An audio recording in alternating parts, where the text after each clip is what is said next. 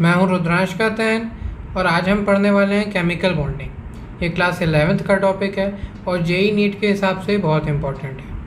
तो इस लेक्चर में अगर आप लास्ट तक बने रहते हैं तो आपका एनसीईआरटी का एक एक लाइन हम बिल्कुल क्लियर कर देंगे। चलिए अब इस चैप्टर में हम आगे बढ़ते हैं। वैसे तो ये चैप्टर बहुत बड़ा है, इसलिए हम लोग क्या करेंगे कि इस चैप्टर में जो बहुत इंपॉर्टेंट पॉइंट है, जो सिर्फ एग्जामिनेशन पॉइंट ऑफ व्यू से इंपॉर्टेंट है, हम बस उन्हीं को ही कवर करेंगे जहाँ से क्वेश्चन आते हैं। कोई भी चीज़ फालतू हम नहीं पढ़ेंगे। हम शुरू करते हैं फजान्स रूल्स। तो फजान्स रूल्स क्या है? It is use to find the extent of covalent nature in a compound. अगर आपको कोई भी कंपाउंड दे दिया जाए तो उसमें कोवैलेंट नेचर कितना है उसको पता लगाने के लिए हम लोग फजान्स रूल का यूज़ करते हैं, क्योंकि हमको मालूम है कि कोई भी कंपाउंड कंप्लीटली आयोनिक या कंप्लीटली कोवैलेंट नहीं होता है। ठीक है, तो आयोनिक कंपाउंड क्या होते थे? आयोनिक कंपाउंड वो कंपाउंड्स हैं जो कंप्लीट ट्रांसफ़र ऑफ इलेक्ट्रॉन्स से बनते हैं, और कोवैलेंट कंपाउंड वो कंपाउंड्स हैं जो शेयरिंग ऑफ इलेक्ट्रॉन से बनते हैं। ठीक है,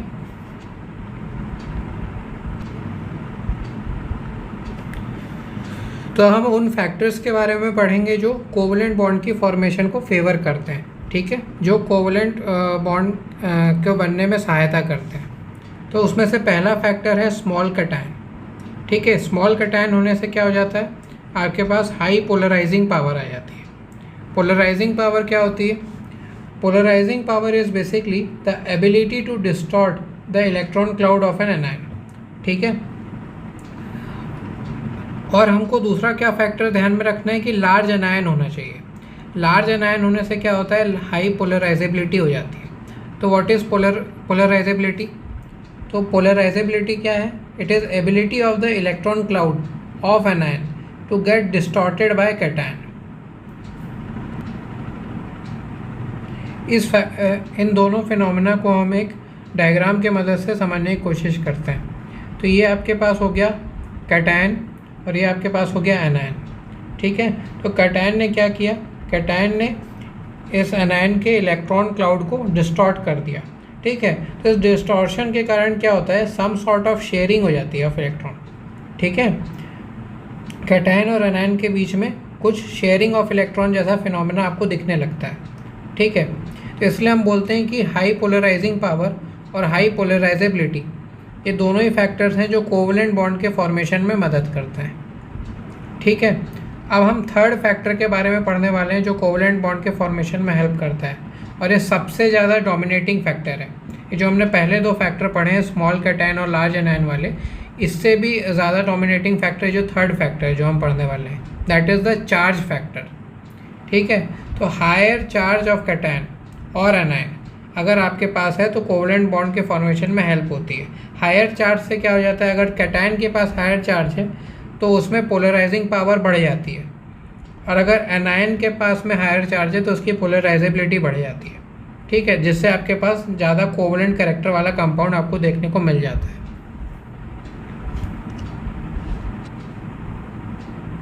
चलिए अब इसको हम एक एग्जाम्पल के थ्रू समझने की कोशिश करते हैं। ठीक है, तो अब हमको ऑर्डर ऑफ कोवैलेंट कैरेक्टर बताना है बिटवीन NaF एंड KF। ठीक है, तो हम लोग दोनों को ध्यान से देखते हैं। तो यहाँ पे हम अगर नोटिस करें तो इनके एनायन सेम है, दैट इज़ F नेगेटिव। ठीक है, तो एनायन सेम हो जाने के कारण हम लोग अब ये जो पोलराइजेबिलिटी वाला फैक्टर था इसको हम कंसिडर नहीं कर सकते।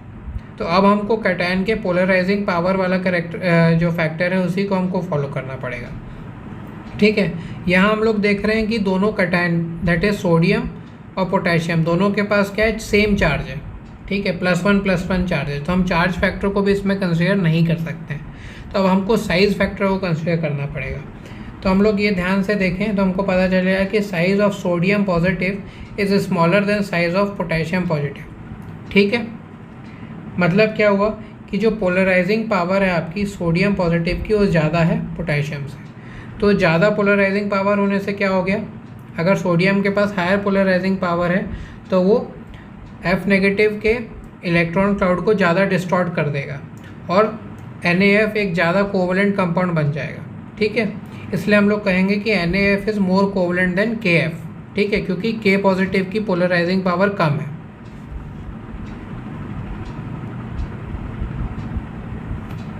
अच्छा, अब हम दूसरे एग्जांपल से इसको समझने की कोशिश करते हैं। Order of covalent character between NaF and MgF। ठीक है, तो यहाँ पे भी हम देख रहे हैं कि एनायन तो सेम है, दैट इज़ F नेगेटिव, इसलिए यहाँ पे भी पोलराइजेबिलिटी वाला फैक्टर हम लोग यूज़ नहीं करेंगे। यहाँ पे हमको पोलराइजिंग पावर वाला फैक्टर यूज़ करना पड़ेगा to determine the covalent character. ठीक है, तो अभी क्या है कि सोडियम और मैग्नीशियम में हम लोग साइज़ फैक्टर नहीं कंसिडर करने वाले हैं, क्योंकि यहाँ पे हमको क्लियरली दिख रहा है कि मैग्नीशियम में 2 पॉजिटिव चार्ज है। हमको मालूम है charge factor is dominating over the size factor, इसलिए हम लोग डायरेक्टली ऐसा कह सकते हैं कि मैग्नीशियम 2 पॉजिटिव का जो पोलराइजिंग पावर है वो सोडियम +1 के पोलराइजिंग पावर से ज़्यादा है, इसलिए MgF जो है वो ज़्यादा कोवेलेंट है देन NaF। ठीक है, तो यहाँ पे हम लोग देख रहे हैं वही लिखा हुआ है कि since the charge factor is dominating over the size factor, हम लोग को सिर्फ चार्ज फैक्टर को ही कंसिडर करना है। ठीक है, तो हम लोग डायरेक्टली कह सकते हैं कि मैग्नीशियम 2 पॉजिटिव का जो पोलराइजिंग पावर है वो सोडियम पॉजिटिव के पोलराइजिंग पावर से ज़्यादा है, इसलिए हम लोग कहेंगे कि MgF is more covalent than NaF।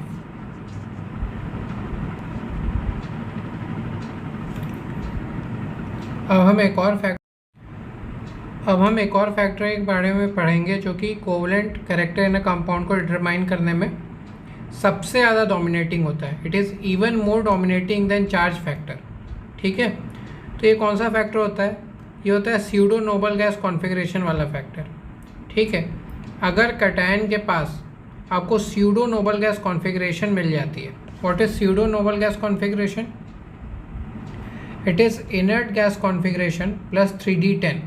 ठीक है, अगर आपको ऐसी कॉन्फ़िगरेशन दी जाती है तो आप मान के चलें उस कैटायन का पोलराइजिंग पावर सबसे ज़्यादा है, irrespective of its size and charge.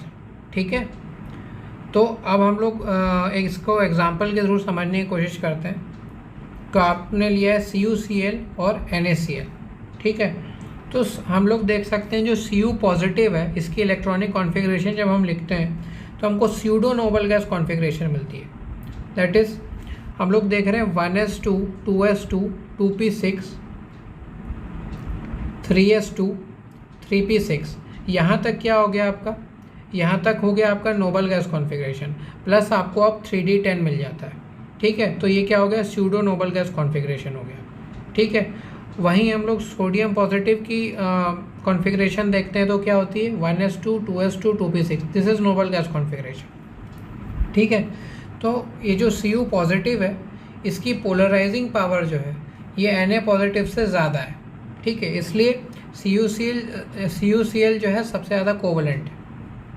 ठीक है,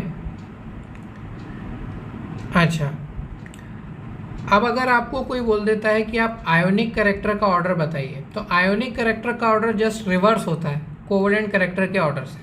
ठीक है, तो आयोनिक कैरेक्टर का अगर आपको कोई ऑर्डर बोल दे CuCl और NaCl में, तो हम लोग यहाँ देख रहे थे कि CuCl was more covalent than NaCl, hence NaCl is more ionic than CuCl। ठीक है, दूसरी चीज़ जो आपको ध्यान में रखनी है कि अगर आपका कोवेलेंट कैरेक्टर बढ़ जाता है कोई भी कंपाउंड का, तो उस कंपाउंड का मेल्टिंग पॉइंट घट जाता है, सॉल्युबिलिटी घट जाती है पानी में, और कलर इम्पार्टिंग प्रॉपर्टी बढ़ जाती है। ठीक है, तो ये दो इम्पॉर्टेंट पॉइंट्स थे जो आपको ध्यान रखने थे। अब हम पढ़ेंगे वैलेंस बॉन्ड थ्योरी के बारे में। ठीक है, तो इसमें क्या होता है, इसमें कुछ अजम्पशंस हैं वो आपको अभी पढ़ने हैं। ठीक है, तो जब दो s ऑर्बिटल ओवरलैप करते हैं, ठीक है, यहाँ पे दिखाया हुआ है दो s ऑर्बिटल को ओवरलैप करते हुए डायग्राम में, ये आपका दो s ऑर्बिटल हैं जो कि ओवरलैप कर रहे हैं। ठीक है, तो आपका क्या बन जाता है? सिग्मा बॉन्ड बन जाता है। जब एक s ऑर्बिटल और एक p ऑर्बिटल ओवरलैप करते हैं तो आपका क्या बन जाता है? आपका दोबारा से सिग्मा बॉन्ड बनता है। ठीक है, तो हमेशा याद रखना है जब दो s ऑर्बिटल ओवरलैप करेंगे तो आपका सिग्मा बॉन्ड बनेगा, जब एक s और एक p ऑर्बिटल ओवरलैप करेंगे तो भी आपका सिग्मा बॉन्ड बनेगा।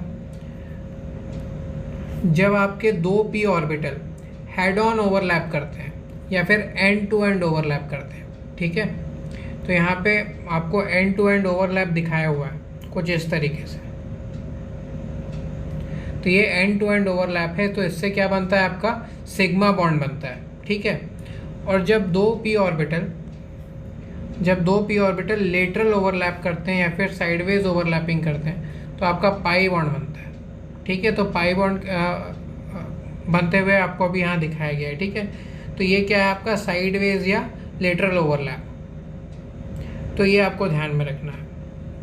अब कुछ ओवरलैप्स के बारे में ही हम पढ़ने वाले हैं, जो अलग अलग टाइप की ओवरलैपिंग होती है, ठीक है। पॉजिटिव, नेगेटिव या ज़ीरो ओवरलैपिंग, ठीक है।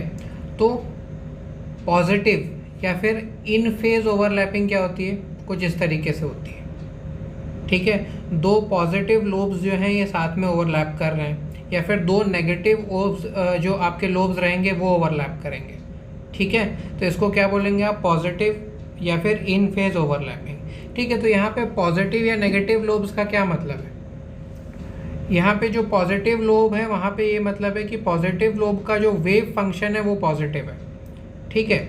और जो नेगेटिव लोब है उसका ये मतलब है कि जो नेगेटिव लोब है उसका वेव फंक्शन नेगेटिव है, ठीक है। तो यहाँ ये पॉजिटिवली या नेगेटिवली चार्ज लोब्स नहीं है, ठीक है। तो इसका मतलब ये नहीं समझना है आपको।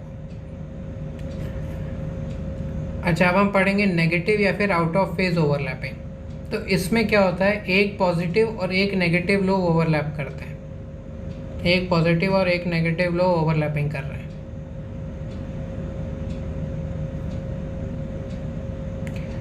अच्छा, अब हम पढ़ेंगे ज़ीरो ओवरलैप का मतलब। ज़ीरो ओवरलैप क्या होता है कि मतलब इस तरह का ओवरलैप पॉसिबल ही नहीं है, ठीक है। ज़ीरो ओवरलैपिंग का मतलब ये होता है, तो कभी भी कोई भी एस ऑर्बिटल और एस ऑर्बिटल कभी भी लेटरल ओवरलैपिंग नहीं करता पी ऑर्बिटल के साथ, ठीक है। जैसे कि यहाँ दिखाया गया है, जैसे कि आपको दिखाया गया है कि यहाँ पे एस ऑर्बिटल और पी ऑर्बिटल में लेटरल ओवरलैपिंग नहीं हो सकती। दूसरा क्या आपको दिखाया गया है, यहाँ पे दो पी ऑर्बिटल का अगर ओरिएंटेशन सही ना हो तो भी उनकी ओवरलैपिंग पॉसिबल नहीं है, जैसे कि यहाँ दिखाया गया है, ठीक है। तो इसको हम कहेंगे ज़ीरो ओवरलैपिंग। ज़ीरो ओवरलैपिंग का सिंपली ये मतलब है कि इस तरह की ओवरलैपिंग पॉसिबल नहीं होती, ठीक है। और कुछ पॉइंट भी आपको ध्यान में रखने हैं, जैसे कि एस ऑर्बिटल कभी भी कोई किसी भी ऑर्बिटल के साथ ओवरलैप करके आपका पाई बॉन्ड नहीं बना सकता है, ठीक है। तो s orbital can never form pi bond. दूसरा पॉइंट जो आपको ध्यान में रखना है कि जो स्ट्रेंथ ऑफ बॉन्ड है it is directly proportional to strength of overlap. जितनी ज़्यादा ओवरलैपिंग होगी दो ऑर्बिटल के बीच में उतनी ज़्यादा स्ट्रेंथ ऑफ बॉन्ड होगी, ठीक है। अच्छा, दूसरा, for same quantum number the order of bond strength. अब क्या होगा अगर हम सेम क्वांटम नंबर की बात कर लें तो उसके लिए ऑर्डर ऑफ बॉन्ड स्ट्रेंथ कैसे होती है, तो उसमें जो पी ओवरलैप होता है सबसे स्ट्रॉन्ग होता है, फिर एसपी ओवरलैप होता है और फिर एसएस ओवरलैप होता है। इसका एग्जांपल आप देख सकते हैं, 2p वाला जो आपका ओवरलैप है सबसे स्ट्रॉन्ग है, फिर 2p और 2s वाला ओवरलैप सबसे स्ट्रॉन्ग है, फिर 2s और 2s ओवरलैप स्ट्रॉन्ग है, ठीक है। तो ये आपको ध्यान में रखना है। अब हम पढ़ेंगे स्ट्रेंथ ऑफ पाई बॉन्ड के बारे में।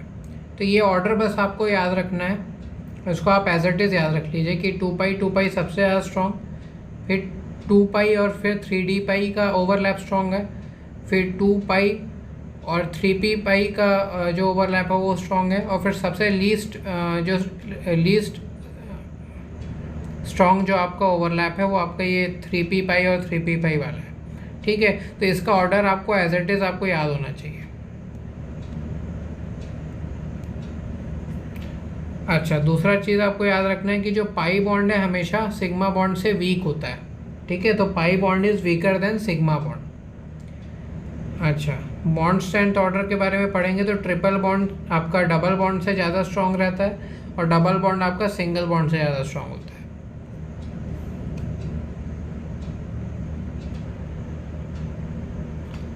अब हम पढ़ेंगे हाइब्रिडाइजेशन के बारे में, ठीक है। तो हाइब्रिडाइजेशन में क्या होता है, two atomic orbitals mix and give two new type of orbitals called hybridized orbitals, ठीक है। मतलब क्या हुआ, दो एटॉमिक ऑर्बिटल की मिक्सिंग हो गई और दो नए तरह के आपको ऑर्बिटल्स मिल गए जिनको आपने बोला हाइब्रिडाइज्ड ऑर्बिटल्स। ठीक है। तो इन हाइब्रिडाइज ऑर्बिटल्स के बारे में अब कुछ पॉइंट्स हैं जो आपको ध्यान में रखने हैं कि जो हाइब्रिडाइज ऑर्बिटल्स हैं they can only form sigma bond. ठीक है, तो हाइब्रिडाइज ऑर्बिटल सिर्फ और सिर्फ सिग्मा बॉन्ड बना सकते हैं। दूसरा पॉइंट जो आपको ध्यान में रखना है कि आपको सिर्फ और सिर्फ हाइब्रिडाइजेशन ऑफ सेंट्रल एटम निकालनी होती है। ठीक है, जब भी हम हाइब्रिडाइजेशन की बात करते हैं तो हम लोग सेंट्रल एटम के ऊपर ही फोकस करते हैं। ठीक है, अच्छा, अब आप सेंट्रल एटम कोई भी कंपाउंड में कैसे डिटरमाइन करेंगे? कोई भी कंपाउंड अगर आपको दे दिया जाए तो आपको पता कैसे चलेगा कि कौन सा एटम आपका सेंट्रल एटम है? ठीक है, तो उसमें पहली चीज़ आपको याद रखनी है कि central atom should be least in number. Second point जो आपको ध्यान में रखना है, it should be least electronegative. तीसरा पॉइंट जो आपको ध्यान में रखना है वो है लार्ज इन साइज। और चौथा पॉइंट जो आपको ध्यान में रखना है वो है हायर एटॉमिक नंबर होना चाहिए उसका। ठीक है, पर ज़्यादातर आपके पहले जो दो पॉइंट हैं जो स्टार्ट हैं रेड से, उससे काम हो जाता है कि it should be least in number, और दूसरा क्या, it should be least electronegative. अच्छा, अब हम पढ़ेंगे मेथड टू फाइंड हाइब्रिडाइजेशन के बारे में। ठीक है, what is the method to find hybridization? Find the valence electron of the central atom.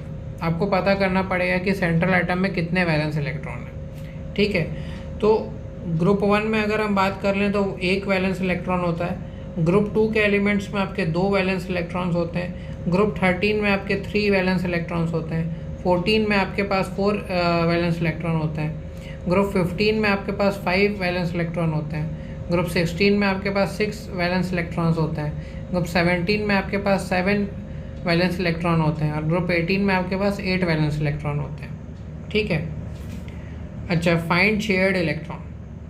अब आपको फाइंड करना है कि कौन सा एटम कितने इलेक्ट्रॉन शेयर कर रहा है। ठीक है, तो hydrogen and halogen share 1 electron, ये आपको ध्यान में रखना है। जो ऑक्सीजन फैमिली है वो 2 इलेक्ट्रॉन शेयर करती है बॉन्डिंग के समय, और जो नाइट्रोजन फैमिली है वो 3 इलेक्ट्रॉन शेयर करती है बॉन्डिंग के समय। तो अब आपको क्या देखना है यहाँ पे, number of sigma bonds formed by the central atom plus number of lone pairs plus unpaired electron is equal to Z। ठीक है, तो ये आपको ध्यान में रखना है कि जो सेंट्रल एटम के अराउंड जो आपके बॉन्ड पेयर्स हैं दैट इज सिग्मा बॉन्ड्स हैं। ठीक है, आपको पाई बॉन्ड नहीं गिनना है, आपको सिर्फ सिग्मा बॉन्ड गिनना है अराउंड द सेंट्रल एटम। दूसरा कि सेंट्रल एटम के पास कितने लोन पेयर्स हैं, प्लस अगर कोई अनपेयर्ड इलेक्ट्रॉन है कि नहीं। ठीक है, इज इक्वल टू Z। और Z की वैल्यू अलग अलग आ सकती है आपकी। अगर Z की वैल्यू 2 आ गई तो आपका sp हाइब्रिडाइजेशन होगा। अगर Z की वैल्यू 3 आ गई तो आपकी sp2 हाइब्रिडाइजेशन होगा। Z की वैल्यू 4 आ गई तो आपकी sp3 हाइब्रिडाइजेशन होगी। 5 आ गई तो sp3d होगा। और यहाँ पे जो d ऑर्बिटल इन्वॉल्व है वो कौन सा ऑर्बिटल है, वो है dz² ऑर्बिटल। ठीक है, dz² ऑर्बिटल। अच्छा, Z इज इक्वल टू 6 हो गया तो आपका sp3d2 हाइब्रिडाइजेशन होगा। इसमें यहाँ पे कौन कौन से d ऑर्बिटल इन्वॉल्व है, यहाँ पे dx² - y² और आपका dz²। ठीक है, अगर आपका Z इज इक्वल टू 7 है तो आपका sp3d3 हाइब्रिडाइजेशन होगी।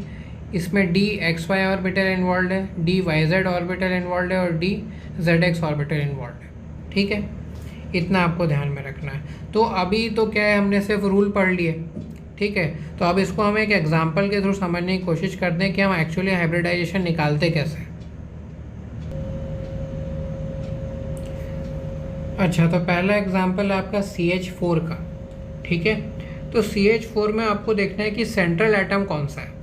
ठीक है, तो यहाँ पे हम लोग इलेक्ट्रोनेगेटिविटी वाला फैक्टर हम लोग इसलिए यूज़ नहीं करेंगे क्योंकि कार्बन और हाइड्रोजन की इलेक्ट्रोनेगेटिविटी में बहुत ज़्यादा डिफरेंस नहीं होता है। ठीक है, तो यहाँ पे आपको क्या देखना है कि यहाँ पे जो कार्बन एटम है it is least in number. ठीक है, इसका साइज़ भी हाइड्रोजन से ज़्यादा है। ठीक है, और इसका एटॉमिक नंबर भी हाइड्रोजन से ज़्यादा है। तो यहाँ पे हमने जो फैक्टर्स पढ़े थे, should be least in number, large in size, higher atomic number और लीस्ट इलेक्ट्रोनेगेटिव। तो यहाँ पे इलेक्ट्रोनेगेटिविटी वाला फैक्टर हम इसलिए कंसिडर नहीं कर रहे हैं क्योंकि वो कार्बन और हाइड्रोजन के इलेक्ट्रोनेगेटिविटी में बहुत डिफरेंस नहीं होता है। ठीक है, अच्छा, तो हमने ये फाइंड कर लिया कि इस CH4 में जो सेंट्रल एटम है दैट इज़ कार्बन। अच्छा, अब हमको अगर number of lone pair electron निकालने हैं तो हम क्या करेंगे? Number of lone pair electron around central atom, carbon के around number of lone pair electrons कितने हैं? तो वो क्या होगा कि valence electron of central atom. तो कार्बन फैमिली कौन सा है? ग्रुप 14 से आती है, ग्रुप 14 से, ठीक है। तो इसमें 4 वैलेंस इलेक्ट्रॉन्स होते हैं minus shared electron of surrounding atom. तो सराउंडिंग एटम्स के साथ में कितनी इलेक्ट्रॉन की शेयरिंग हुई? तो यहाँ पे 4 हाइड्रोजन एटम है जो कि एक एक इलेक्ट्रॉन की शेयरिंग करेंगे। तो यहाँ पे आपको लिखना पड़ेगा 4, ठीक है। तो वैलेंस इलेक्ट्रॉन आपके पास 4 थे और इसी 4 वैलेंस इलेक्ट्रॉन का यूज़ करके इसने हाइड्रोजन के साथ बॉन्ड कर लिया। तो लोन पेयर तो बचे ही नहीं, कोई इलेक्ट्रॉन, रेसिडुअल इलेक्ट्रॉन तो बचे ही नहीं। 4 इलेक्ट्रॉन थे और 4 यूज़ हो गए इन बॉन्डिंग, तो आपके पास फिर 0 इलेक्ट्रॉन बच गया। तो लोन पेयर आपके पास बचा ही नहीं, ठीक है। तो लोन पेयर इलेक्ट्रॉन्स तो हैं नहीं और आपके पास बस 4 बॉन्ड पेयर्स हैं। तो Z की वैल्यू क्या आ जाएगी? 4 sigma bonds plus 0 lone pair plus 0 unpaired electrons, ठीक है। तो 4 सिग्मा बॉन्ड्स आपको मिल गए। कार्बन 4 हाइड्रोजन से बॉन्डेड है ना, इसलिए उसमें कितने सिग्मा बॉन्ड होंगे? 4 सिग्मा बॉन्ड होंगे। तो Z की वैल्यू 4 आ गई, इसलिए ये क्या हो गया? sp3 हाइब्रिडाइजेशन हो गया, ठीक है।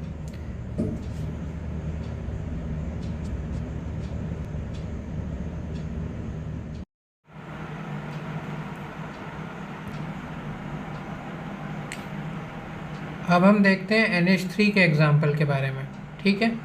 तो NH3 में आप नंबर ऑफ लोन पेयर्स कैसे निकालेंगे? Number of lone pair electrons.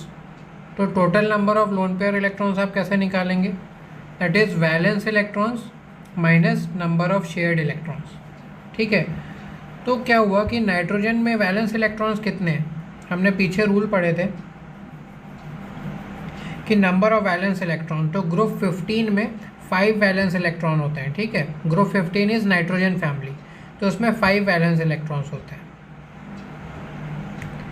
तो यहाँ पे आपने लिख दिया 5 वैलेंस इलेक्ट्रॉन्स, ठीक है। और हाइड्रोजन कितने इलेक्ट्रॉन की शेयरिंग करता है विद नाइट्रोजन?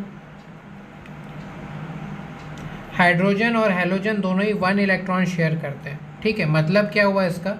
मतलब ये हुआ कि जब नाइट्रोजन और हाइड्रोजन की बॉन्डिंग होती है तो उसमें नाइट्रोजन का 1 इलेक्ट्रॉन इन्वॉल्व हो जाता है हर एक हाइड्रोजन से बॉन्ड करने में, ठीक है। तो 5 में से आपके 3 इलेक्ट्रॉन तो यूज़ अप हो गए इन बॉन्डिंग विथ हाइड्रोजन, ठीक है।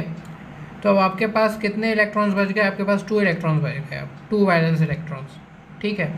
तो अब आपका नंबर ऑफ लोन पेयर्स कितने हुए? नंबर ऑफ लोन पेयर्स हुए आपके 1, ठीक है, क्योंकि 2 आपके लोन पेयर इलेक्ट्रॉन्स थे, तो लोन पेयर कितने हुए? लोन पेयर तो 1 ही हुआ।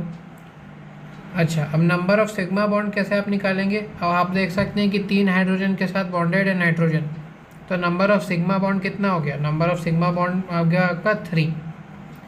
Z की वैल्यू कैसे आएगी? Z की वैल्यू क्या होती थी? Number of sigma bond plus number of lone pairs, तो 3 + 1 = 4, और यहाँ अनपेयर्ड इलेक्ट्रॉन तो कोई है ही नहीं।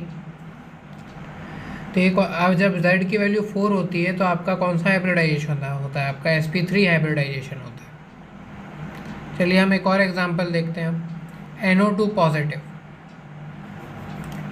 तो अब आपको निकालना है number of lone pair electrons. Number of lone pair electrons आप कैसे निकालेंगे? अब ये जो नाइट्रोजन है इसमें वैलेंस इलेक्ट्रॉन कितने हैं? वैलेंस इलेक्ट्रॉन है 5। अब हमको ये देखना है कि ऑक्सीजन कितने इलेक्ट्रॉन की शेयरिंग करता है वाइल बॉन्डिंग विथ नाइट्रोजन, ठीक है। तो यहाँ हमने पीछे रूल पढ़ा था कि ऑक्सीजन फैमिली शेयर्स 2 इलेक्ट्रॉन। मतलब क्या हुआ? मतलब ये हुआ कि जब नाइट्रोजन कोई भी एक ऑक्सीजन एटम के साथ बॉन्ड करेगा तो उसके 2 इलेक्ट्रॉन यूज़ अप हो जाएंगे, ठीक है। तो यहाँ पे तो 2 ऑक्सीजन है, तो नाइट्रोजन के कितने आपके इलेक्ट्रॉन यूज़ अप हो जाएंगे? 2 × 2, ठीक है। और यहाँ पे एक पॉजिटिव साइन भी है। पॉजिटिव मतलब इस कंपाउंड में से एक इलेक्ट्रॉन आपने निकाल लिया, ठीक है। तो यहाँ पे आपने -1 कर दिया, तो अब आपके पास कितना इलेक्ट्रॉन बच गया? आपके पास 0 इलेक्ट्रॉन बच गया। मतलब लोन पेयर इलेक्ट्रॉन्स तो है ही नहीं अब आपके पास। अच्छा, अब नंबर ऑफ सिग्मा बॉन्ड्स आप कैसे निकालेंगे? नंबर ऑफ सिग्मा बॉन्ड आप कैसे निकालेंगे कि नाइट्रोजन 2 ऑक्सीजन के साथ बॉन्डेड है, तो नंबर ऑफ सिग्मा बॉन्ड भी क्या हो जाएगा आपका 2। तो अब z की वैल्यू क्या आ जाएगी आपकी, z की वैल्यू भी 2 ही आ जाएगी, है ना। क्या होता था z होता था number of sigma bond plus number of lone pair, और यहाँ लोन पेयर तो 0 है आपके पास, तो नंबर ऑफ सिग्मा बॉन्ड से ही आपको आंसर लाना पड़ेगा। तो z इज इक्वल टू 2। जब z की वैल्यू 2 होगी तो कौन सी हाइब्रिडाइजेशन होती है, sp हाइब्रिडाइजेशन होती है। अच्छा, अब हम लोग एक और एग्जांपल के बारे में पढ़ेंगे, I3 नेगेटिव। तो I3 नेगेटिव को दूसरे तरीके से कैसे लिख सकते हैं, इसको हम लिख सकते हैं I2 नेगेटिव। इसमें से एक आयोडीन को हम सेंट्रल एटम मान लेते हैं, ठीक है। तो अब आप लोन पेयर इलेक्ट्रॉन्स कैसे निकालेंगे, loan pair electrons around 1 iodine जिसको हमने सेंट्रल एटम माना है। तो 7 क्या है इसमें, 7 नंबर ऑफ वैलेंस इलेक्ट्रॉन है, ठीक है। हैलोजन फैमिली में नंबर ऑफ वैलेंस इलेक्ट्रॉन कितने होते हैं, 7 होते हैं, माइनस।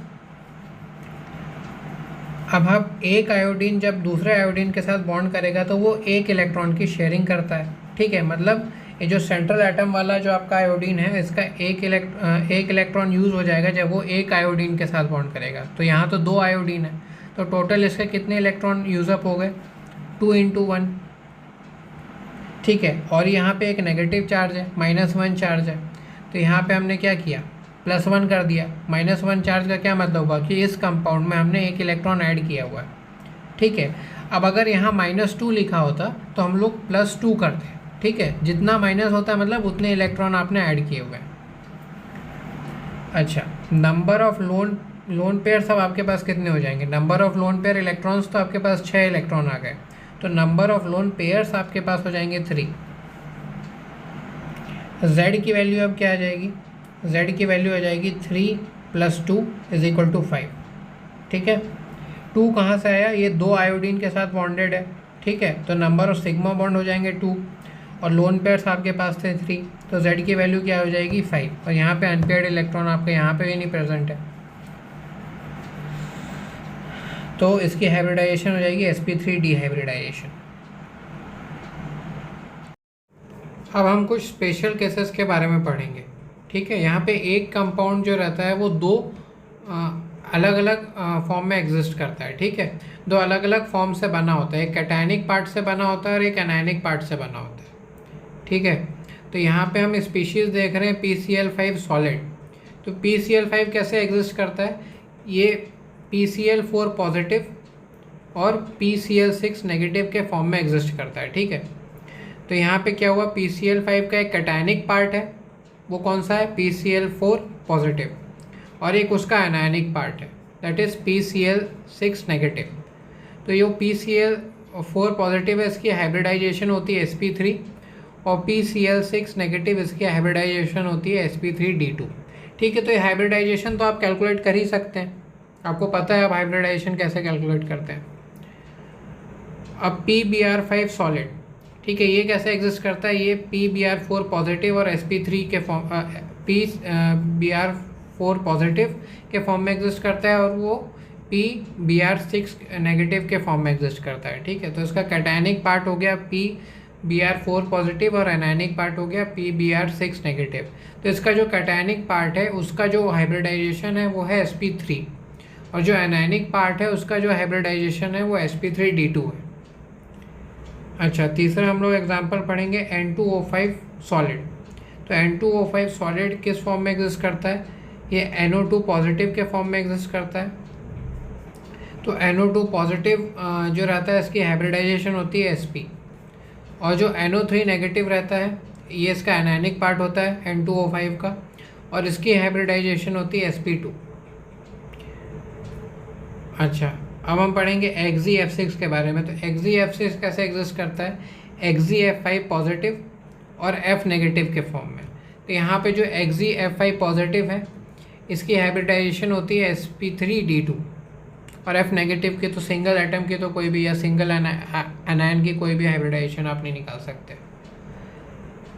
अच्छा, Cl2O6 ये किस फॉर्म में एग्जिस्ट करता है, इसका कैटायनिक पार्ट होता है ClO2 पॉजिटिव, ठीक है, और इसकी हाइब्रिडाइजेशन क्या होती है sp2, और इसका एनायनिक पार्ट होता है ClO4 नेगेटिव और इसकी हाइब्रिडाइजेशन होती है sp3। तो ये आपको याद रखने हैं और हाइब्रिडाइजेशन आप फार्मूला से भी कैलकुलेट कर सकते हैं, यहाँ तो बस मैंने लिख दिया है ताकि आपको पता रहे। और अब हम कुछ ऑड इलेक्ट्रॉन स्पीशीज़ के हाइब्रिडाइजेशन के बारे में पढ़ेंगे जो जनरली पूछी जाती है।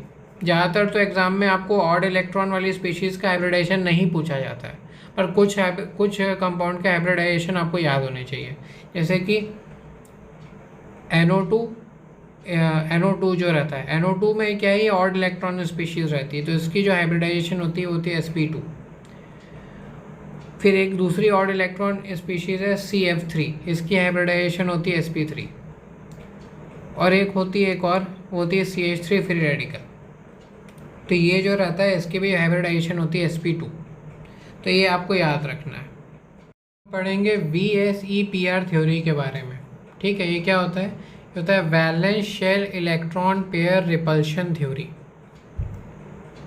तो इसमें अब आपको याद रखना पड़ेगा order of magnitude of repulsion.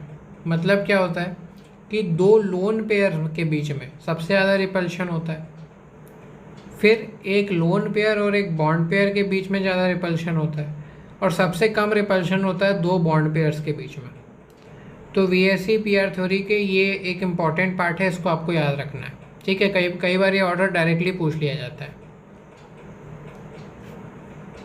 अच्छा, अब हम पढ़ेंगे शेप्स एंड ज्योमेट्री, या फिर स्ट्रक्चर। ज्योमेट्री कहा जा सकता है या फिर स्ट्रक्चर कहा जा सकता है ऑफ कंपाउंड्स। तो यहाँ पे पहले आपको Z की वैल्यू दे दी गई है, आपको number of bond pairs and number of lone pairs दे दिए गए हैं, आपको ज्योमेट्री और स्ट्रक्चर इसके बारे में यहाँ पे इंफॉर्मेशन दी गई है। ठीक है, तो ज्योमेट्री और स्ट्रक्चर में क्या होता है, आप लोन पेयर को भी स्ट्रक्चर में इंक्लूड करते हो। ठीक है, लोन पेयर को भी स्ट्रक्चर का पार्ट माना जाता है, इज टेकन इनटू कंसिडरेशन। ठीक है, तो जब आप लोन पेयर को कंसिडर करते हो तो उसको ज्योमेट्री बोलते हैं या फिर उसको स्ट्रक्चर बोलते हैं। और शेप में क्या होता है, शेप में हम लोग लोन पेयर को कंसिडर नहीं करते हैं। और इसमें आपको हाइब्रिडाइजेशन के बारे में भी इंफॉर्मेशन दी गई है। अच्छा, जब आपकी Z की वैल्यू 2 है और यहाँ पे बॉन्ड पेयर्स 2 होते हैं और लोन पेयर है ही नहीं, मान लीजिए 0 है, तो आपका लीनियर ज्योमेट्री या फिर स्ट्रक्चर होता है। तो इस केस में क्या है कि लोन पेयर तो एब्सेंट है, तो यहाँ पे क्या होगा, ज्योमेट्री या फिर structure is equivalent to shape, जहाँ पे लोन पेयर नहीं होते, तो यहाँ इसका शेप भी लीनियर ही होगा। और हाइब्रिडाइजेशन क्या हो जाएगी, हाइब्रिडाइजेशन हो जाएगी SP। Z की वैल्यू जब भी 2 रहती थी तो हाइब्रिडाइजेशन क्या होता था, SP होता था। तो जब Z की वैल्यू 3 है और बॉन्ड पेयर इज़ 3 और लोन पेयर इज़ 0, तो आपका क्या हो जाएगा, ट्राइगोनल प्लेनर ज्योमेट्री हो जाएगी। ठीक है, तो आपको क्या यहाँ ध्यान में रखना था कि जब लीनियर ज्योमेट्री थी तो ये जो बॉन्ड एंगल था वो क्या था, वो था 180 डिग्री, और यहाँ पे ट्राइगोनल प्लेनर ज्योमेट्री में बॉन्ड एंगल क्या आएगा, बॉन्ड एंगल होगा 120 डिग्री। ठीक है, अच्छा, इसका शेप क्या होगा, शेप और ज्योमेट्री इसमें इक्विवेलेंट होंगे क्योंकि यहाँ पे लोन पेयर नहीं है, तो ये भी ट्राइगोनल प्लेनर हो जाएगा। और हाइब्रिडाइजेशन क्या हो जाएगी, sp2 हो जाएगी। अच्छा, जब Z की वैल्यू 3 है, जब Z की वैल्यू 3 है और बॉन्ड पेयर इसमें कितने हो गए, 2, और लोन पेयर कितना हो गया आपका 1। ठीक है, तो यहाँ पे क्या होगा, अब आप देख सकते हैं स्ट्रक्चर में ऊपर में लोन पेयर है, यहाँ पे 2 आपके बॉन्ड पेयर्स हैं। तो यहाँ पे क्या होगा, हमने पढ़ा था क्या कि जो दो बॉन्ड पेयर में जो रिपल्शन होती है वो कम होती है, और एक लोन पेयर और बॉन्ड पेयर के बीच में जो रिपल्शन होती है वो ज़्यादा होती है। तो यहाँ पे जो एंगल होगा उसमें थोड़ा डिस्टॉर्शन आ जाएगा। यहाँ पे जो भी एंगल आएगा आपका BA और लोन पेयर के बीच में जो एंगल है थीटा, ये मोर देन 120 डिग्री आएगा। ठीक है, और BAB का जो आपका बॉन्ड एंगल होगा वो 120 डिग्री से कम हो जाएगा। ठीक है, इसकी ज्योमेट्री क्या होगी, ज्योमेट्री इसकी ट्राइगोनल प्लेनर ही होगी, पर इसका शेप बदल जाएगा क्योंकि अब यहाँ पे लोन पेयर आ जाएगा। तो शेप अब इसको क्या बोलेंगे, आप बेंट शेप बोलेंगे, क्योंकि अब आप लोन पेयर कंसिडर नहीं कर रहे हैं। इसकी हाइब्रिडाइजेशन क्या होगी? इसकी हाइब्रिडाइजेशन होगी sp2। अच्छा, अब z की वैल्यू आपकी क्या हो जाएगी? 3। बॉन्ड पेयर आपके पास कितना है? 1। और लोन पेयर कितना है आपके पास? 2। तो इसका ज्योमेट्री या फिर स्ट्रक्चर क्या हो जाएगा? यहाँ पे अगर हम देखें ज्योमेट्री और स्ट्रक्चर में, तो ज्योमेट्री तो इसकी ट्राइगोनल प्लेनर ही रहेगी, पर यहाँ पे आप बॉन्ड एंगल से अफेक्ट हो जाएंगे। यहाँ पे जो थीटा आएगा आपका लोन पेयर ए और बी के बीच में, ये क्या है? लेस देन 120 डिग्री हो जाएगा। क्यों होगा ऐसा? क्योंकि ये जो दो लोन पेयर्स हैं इसके बीच में ज़्यादा रिपल्शन है, तो ये जो थीटा है 120 डिग्री से बहुत ज़्यादा हो जाएगा। ठीक है, तो ये आपको ध्यान में रखना है। तो इसकी ज्योमेट्री तो ट्राइगोनल प्लेनर ही है, पर इसका जो शेप है वो हो जाएगा लीनियर, क्योंकि अब आपने लोन पेयर कंसिडर नहीं किया। हाइब्रिडाइजेशन क्या होगी? हाइब्रिडाइजेशन sp2 हो जाएगी। अच्छा, जब z की वैल्यू 4 है, वो बॉन्ड पेयर जो है आपके पास 4 है और लोन पेयर है ही नहीं, तो आपका टेट्राहेड्रल शेप बनता है। तो टेट्राहेड्रल में आपको क्या याद रखना है कि जो बॉन्ड एंगल है बी ए बी का क्या है? 109 डिग्री 28 मिनट्स। ठीक है, और इसका शेप क्या होगा? अब क्योंकि यहाँ पे लोन पेयर नहीं प्रेजेंट है, तो geometry is equivalent to shape, तो ये भी टेट्राहेड्रल ही हो जाएगा। और हाइब्रिडाइजेशन क्या होगी? हाइब्रिडाइजेशन हो जाएगी आपकी sp3। अच्छा, अब z की वैल्यू हो जाएगी आपका 4। बॉन्ड पेयर कितना है आपके पास? 3। और लोन पेयर कितना है आपके पास? 1।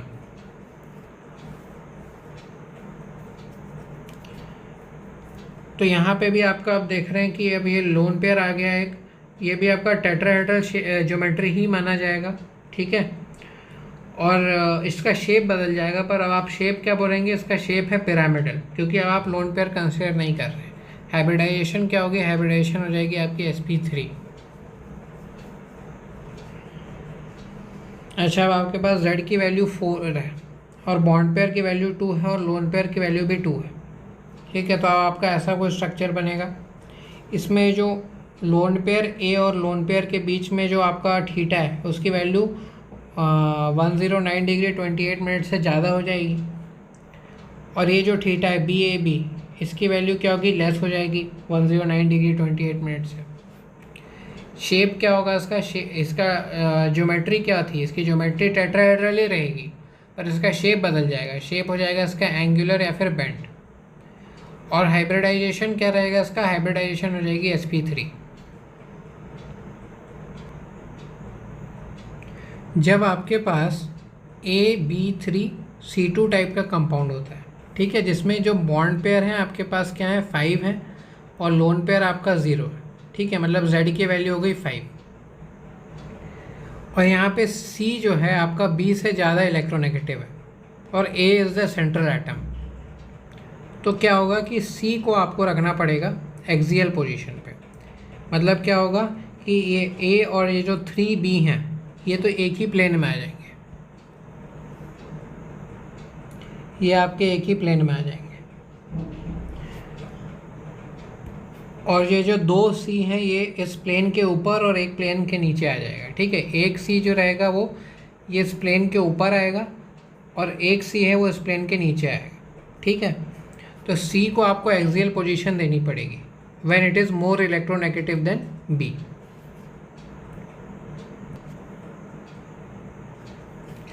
अच्छा, जब z की वैल्यू आपका है 5 और बॉन्ड पेयर की वैल्यू है 5 और लोन पेयर हो गया आपका 0, तो ज्योमेट्री या फिर स्ट्रक्चर क्या होगा? आपका ट्राइगोनल प्लेनर हो जाएगा।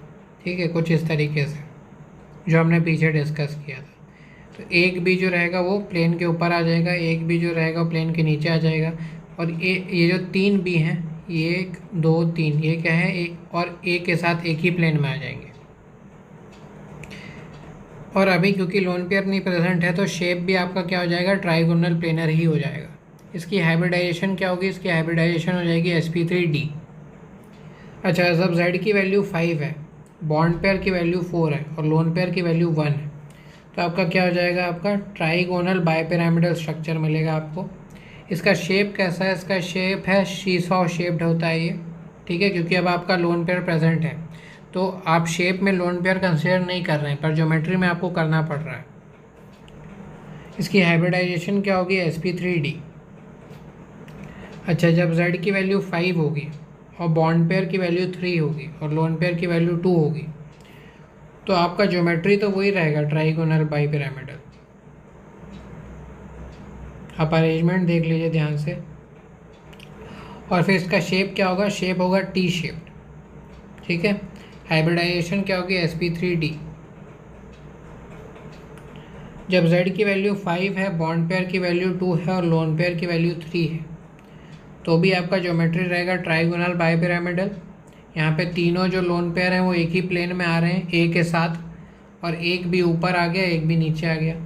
इसका शेप क्या हो जाएगा, लीनियर, और हाइब्रिडाइजेशन क्या हो जाएगी, sp3d।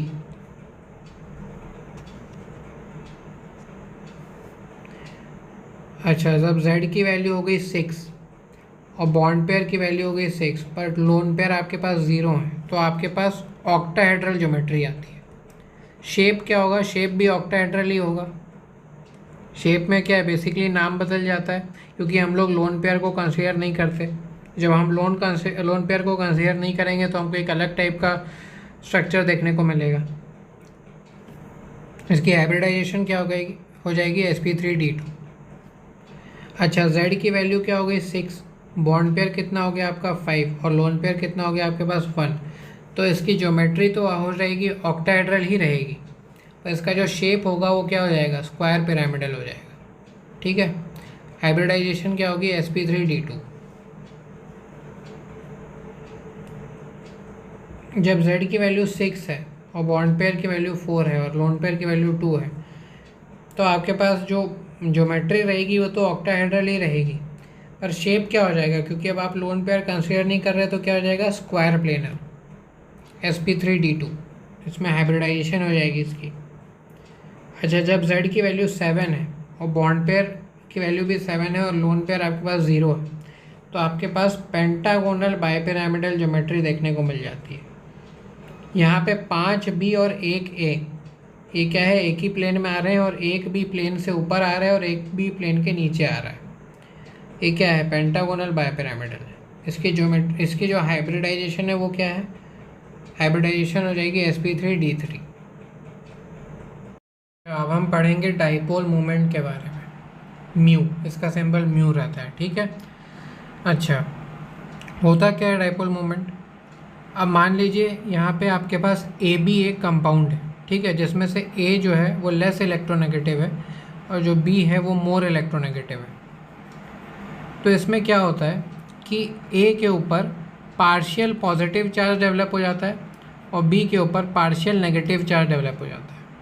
ठीक है, अच्छा, मान लीजिए इसमें जो बॉन्ड लेंथ है ए बी कंपाउंड की वो है डी, तो आपका डाइपोल मोमेंट क्या हो जाएगा, dipole moment mu is equal to partial charge multiplied by the distance.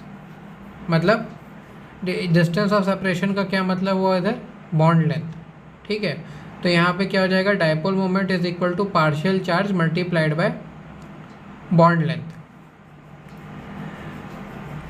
तो ये आपको समझना है, this is the meaning of dipole moment. इसका सिंबल आपको ध्यान रखना है, सिंबल ये होता है, जो लेस इलेक्ट्रोनेगेटिव एटम होता है उसके साइड आप प्लस साइन बनाते हैं और जो एरो हेड रहता है वो ज़्यादा इलेक्ट्रोनेगेटिव एटम की तरफ रहता है। अच्छा, अगर कोई भी कंपाउंड का म्यू जो है वो 0 है तो वो कंपाउंड नॉन पोलर हो जाता है, और अगर कोई भी कंपाउंड का म्यू जो है वो डज नॉट इक्वल टू 0 है तो वो पोलर कंपाउंड हो जाता है।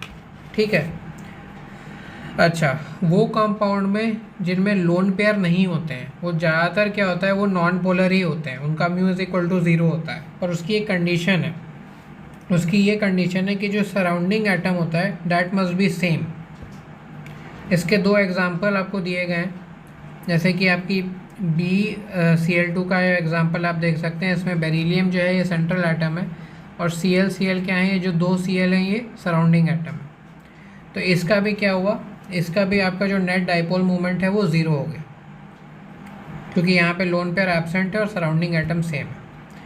दूसरा, आप BF3 का एग्जांपल आप देख सकते हैं। तो BF3 में अगर आप ध्यान से देखें तो यहाँ पे भी सराउंडिंग एटम सेम है और लोन पेयर यहाँ पे क्या हो गए, लोन पेयर यहाँ पे आपके ज़ीरो हैं, इसलिए क्या होगा, इसका डायपोल मोमेंट भी आपका ज़ीरो आएगा।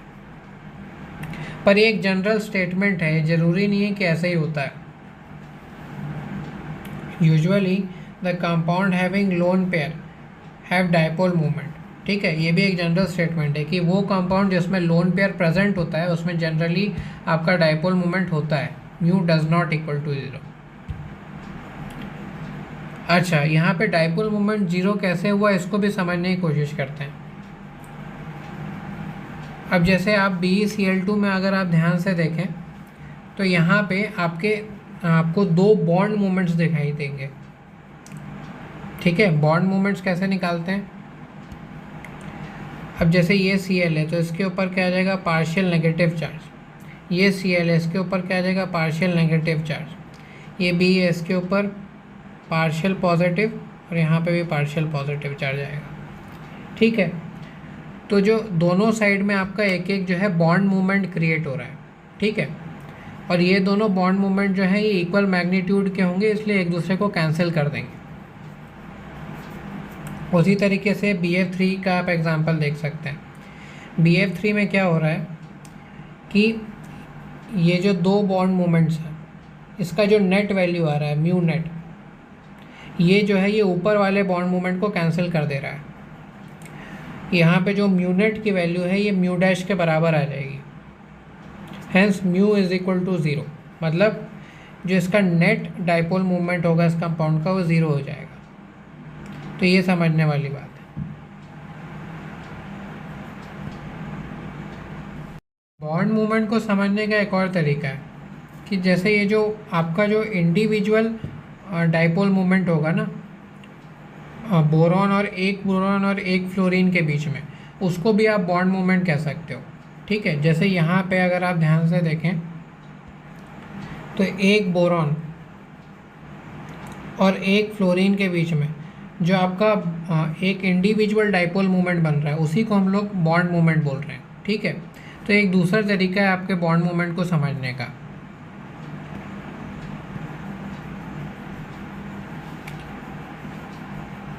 अच्छा, अगर एक एटम से एक लोन पेयर अटैच्ड है तो इसमें भी आपको पता होना चाहिए कि इसमें आपका बॉन्ड मूवमेंट आप कैसे लिखते हैं, इसके सिंबल क्या है।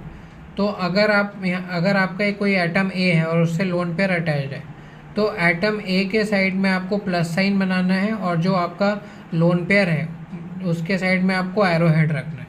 ठीक है, तो ये आप कह सकते हो कि एक तरीके से एक एटम और लोन पेयर के बीच में ये एक बॉन्ड मूवमेंट आप कह सकते हो इसको। अब हम पढ़ेंगे कुछ एक्सेप्शंस के बारे में, जहाँ पे mu is equal to zero when lone pair is present. हमने पीछे एक जनरल स्टेटमेंट क्या पढ़ा था, हमने जनरल स्टेटमेंट ये पढ़ा था कि जब लोन पेयर प्रेजेंट होता है कंपाउंड में तो उस कंपाउंड का एक कुछ नेट डाइपोल मोमेंट होता है, वो कंपाउंड पोलर होता है। पर यहाँ पे क्या है, आपको कुछ एक्सेप्शंस के बारे में पढ़ना पड़ेगा जहाँ पे लोन पेयर प्रेजेंट होते हुए भी कंपाउंड में डाइपोल मोमेंट होता है, वो पोलर होता है। ठीक है,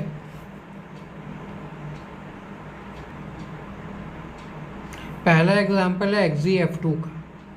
ठीक है, तो यहाँ पे जो तीन लोन पेयर हैं ये एक ही प्लेन में है Xe के साथ में। ठीक है, और एक फ्लोरीन जो है वो प्लेन के ऊपर है और एक फ्लोरीन प्लेन के नीचे है। तो यहाँ पे क्या होगा कि जो एक Xe और F के बीच का जो बॉन्ड मोमेंट है ये म्यू डैश ऊपर वाला, और एक जो है आपका Xe और F के बीच में एक और आपका बॉन्ड मोमेंट बन रहा है म्यू डैश जो प्लेन के नीचे है। ठीक है, तो ये दोनों म्यू डैश एक दूसरे को कैंसिल कर देंगे क्योंकि ये एक ही मैग्नीट्यूड के होंगे। अच्छा, अब ये जो आपका Xe का लोन पेयर के साथ एक बॉन्ड मोमेंट बन रहा है म्यू डबल डैश। ठीक है, ये आगे के साइड में, और ये दो आपके म्यू डबल डैश है जिसका जो नेट है वो आएगा म्यू नेट। ठीक है, ये जो दो म्यू डबल डैश हैं इसका जो नेट आएगा वो आएगा म्यू नेट। जो म्यू नेट है ये कैंसिल कर देगा आपका म्यू डबल डैश को, क्योंकि mu net will be equal to mu double dash. ठीक है, इसका मैग्नीट्यूड जो है ये म्यू डबल डैश के इक्वल होगा।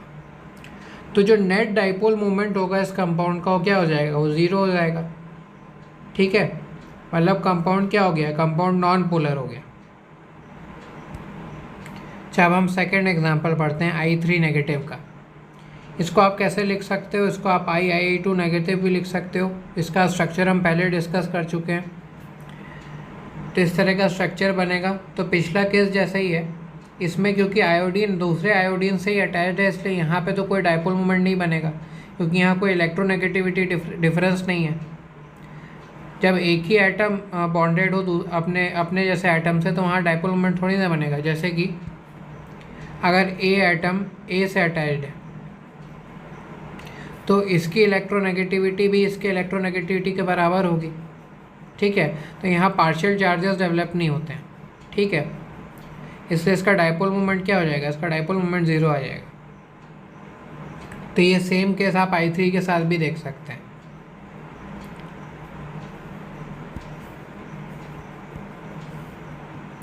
अच्छा, अब हम तीसरा एग्जाम्पल पढ़ते हैं XeF4 का। तो XeF4 में क्या है, ये जो 4 फ्लोरीन है ये Xe के साथ सेम प्लेन में है। ठीक है, और जो लोन पेयर है, एक लोन पेयर प्लेन के ऊपर है और दूसरा लोन पेयर प्लेन के नीचे है। ठीक है, तो ये जो लोन पेयर वाले जो बॉन्ड मोमेंट्स होंगे वो तो एक दूसरे को कैंसिल कर देंगे। जैसे कि एक ये वाला जो बॉन्ड मोमेंट बनेगा आपका म्यू डबल डैश, और नीचे वाला म्यू डबल डैश, ये एक दूसरे को क्या कर देंगे, कैंसिल कर देंगे। और ये जो आप देख सकते हैं अपोजिट साइड वाले, जैसे कि ये म्यू डैश इस म्यू डैश को कैंसिल कर देगा, और ये म्यू डैश इस म्यू डैश को कैंसिल कर देगा। इसलिए क्या होगा कि जो नेट इसका डायपोल मोमेंट होगा इस कंपाउंड का, वो भी क्या हो जाएगा, 0 हो जाएगा।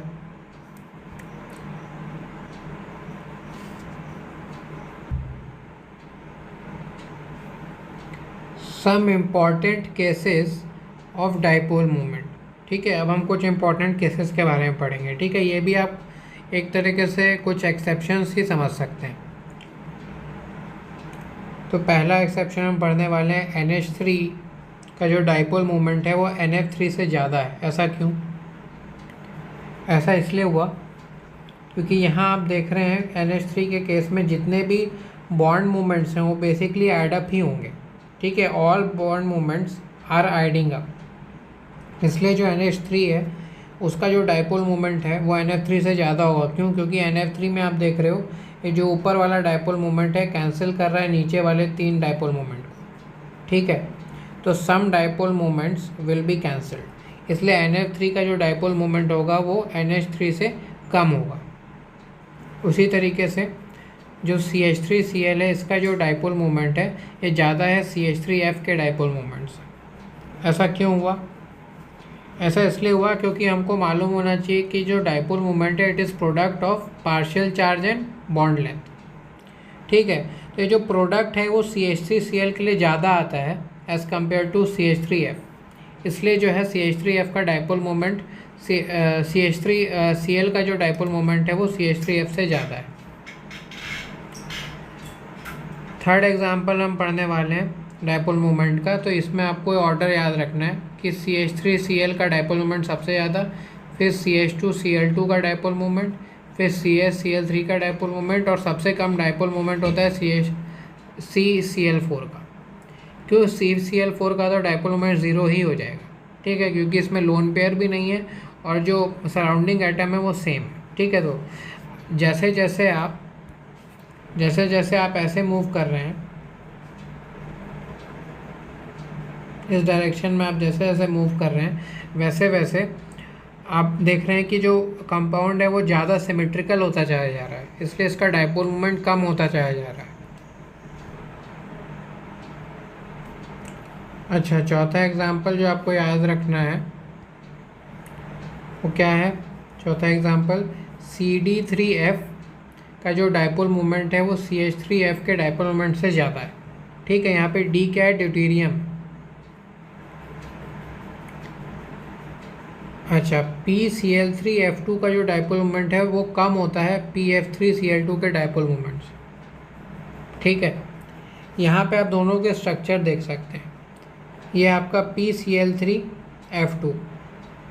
PCl3F2 और जो सेकंड आपको दिखाया गया है वो क्या है? वो है PF3Cl2। तो इसमें क्या हो रहा है कि आपका जो PCl3F2 है ये सिमेट्रिकल मॉलिक्यूल बन गया, इनमें जो है सारे बॉन्ड मूवमेंट कैंसिल हो जाएंगे। पर जो आपका PF3Cl2 है इसमें सारे बॉन्ड मूवमेंट कैंसिल नहीं हो पाएंगे, ठीक है। इसलिए जो है आपका PCl3F2 जो रहता है उसका डायपोल मोमेंट 0 हो जाता है, और PF3Cl2 में कुछ ना कुछ डायपोल मोमेंट होता है आपके पास। अच्छा, नेक्स्ट एग्जांपल अगर हम देखें तो इसमें क्या है, इसमें बेंजीन रिंग से पैरा पोजीशन से एक दूसरे में OH अटैच्ड। तो इसमें क्या हो रहा है कि इसमें डायपोल मोमेंट कैंसिल नहीं हो रहे हैं, आपको बॉन्ड मोमेंट आपको बना के दिखा दिया गया है, तो ये बॉन्ड मोमेंट कैंसिल नहीं हो रहा है, इसलिए नेट डायपोल मोमेंट इस कंपाउंड का 0 नहीं होगा। तो यहाँ पे आप देख रहे हैं पैरा पोजीशन पे दोनों Cl लगे हुए हैं, तो यहाँ पे क्या है कि डायपोल मोमेंट कैंसिल, यहाँ पे जो बॉन्ड मूवमेंट्स हैं वो कैंसिल हो जा रहे हैं, इसलिए डायपोल मोमेंट इस कंपाउंड का 0 हो जाएगा।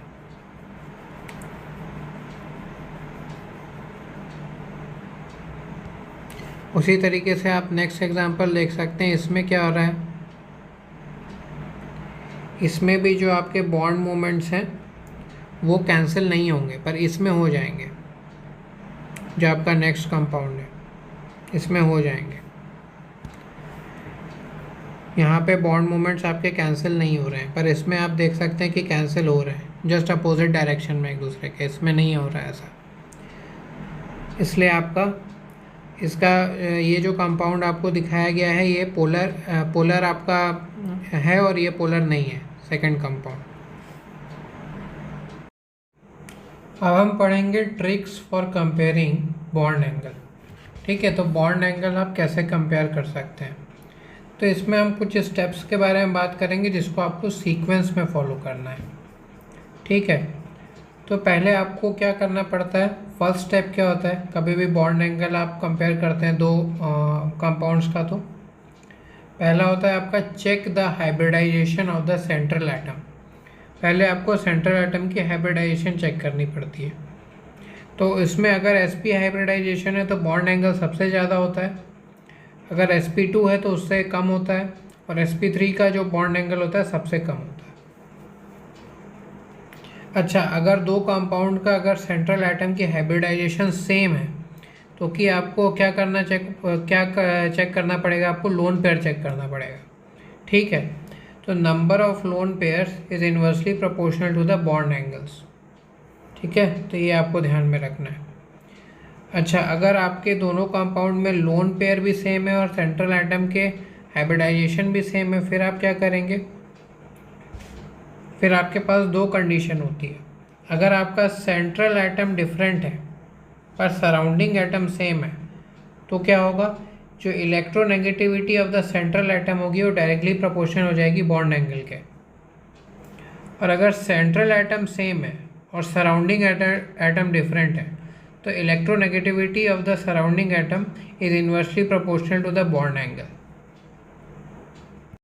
अब हम बॉन्ड एंगल के ऊपर कुछ क्वेश्चंस देखते हैं, ठीक है। तो पहला क्वेश्चन आप देखिए, find the order of bond angle between CH4 NH3 and H2, ठीक है। तो सभी के स्ट्रक्चर हमने ड्रॉ करके रख लिए हैं। तो जो है CH4 है इसमें जो कार्बन का जो हाइब्रिडाइजेशन है वो sp3 है, नाइट्रोजन का भी इसमें जो हाइब्रिडाइजेशन है वो क्या है, sp3 है, और ऑक्सीजन का भी sp3 है, ठीक है। मतलब hybridization of the central atom के बेसिस पे हम लोग बॉन्ड एंगल अब डिसाइड नहीं कर सकते, तो हमको लोन पेयर के बेसिस पे करना पड़ेगा। तो हम देख सकते हैं CH4 में कोई भी लोन पेयर नहीं है, NH3 में एक लोन पेयर है और H2O में दो लोन पेयर है। तो जितना ज़्यादा लोन पेयर उतना कम बॉन्ड एंगल, ठीक है। इसलिए ऑर्डर ऑफ बॉन्ड एंगल क्या हो जाएगा आपका, CH4 का सबसे ज़्यादा, फिर NH3 का, और फिर H2O का, ठीक है।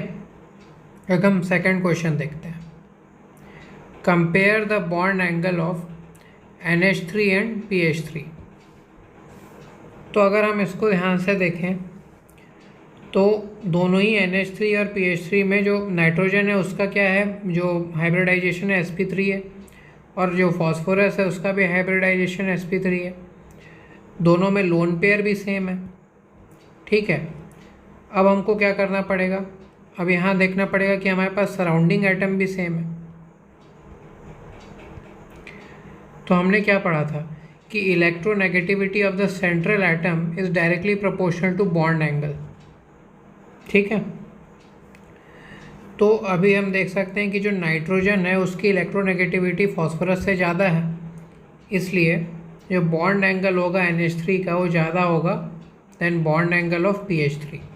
ठीक है। अच्छा, अब हम करेंगे compare the bond angles BeCl2 and BeBr2। ठीक है।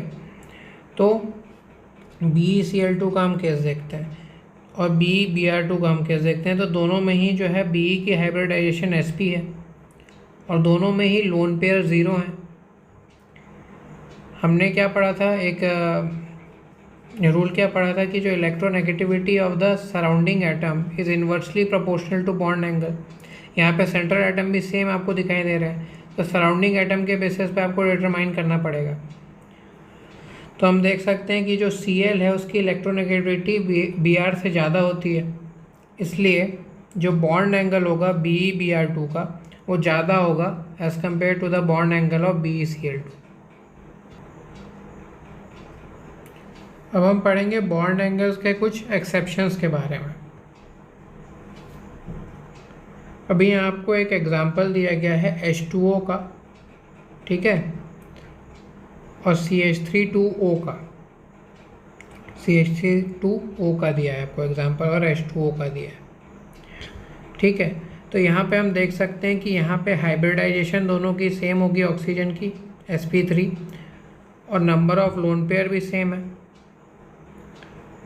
ठीक है। तो हाइब्रिडाइजेशन सेम है sp3 और लोन पेयर भी आपका सेम है 2 है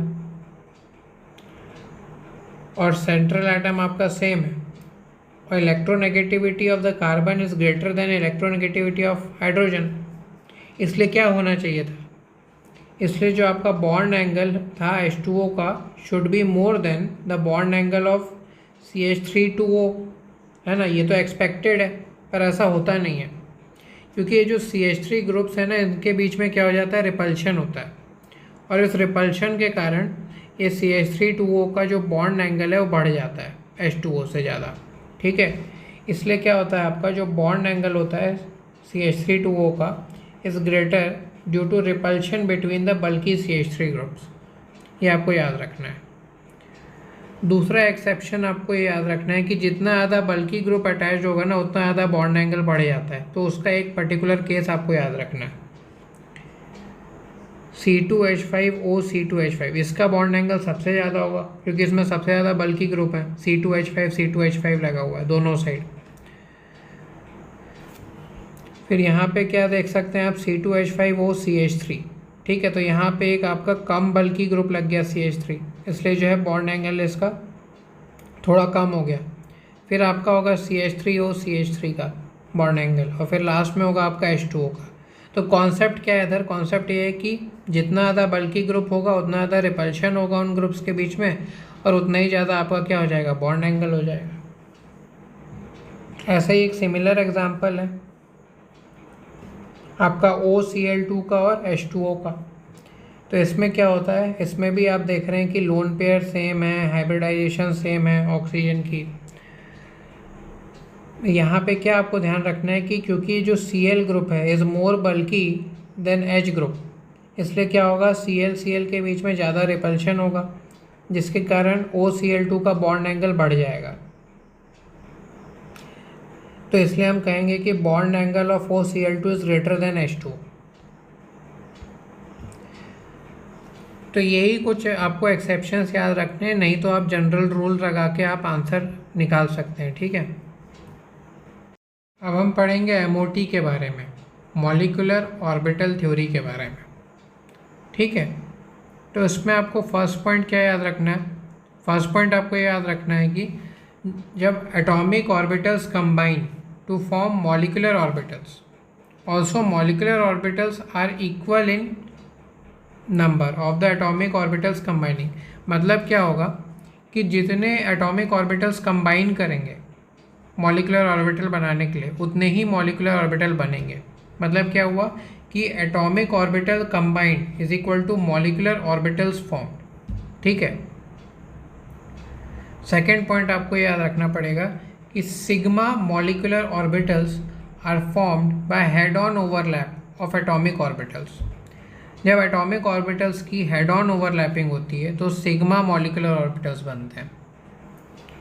थर्ड पॉइंट आपको जो याद रखना है कि pi molecular orbitals are formed by sideways overlap of atomic orbitals. ठीक है, जब एटॉमिक ऑर्बिटल्स का साइडवेज ओवरलैप होता है तब पाई मॉलिकुलर ऑर्बिटल बनते हैं।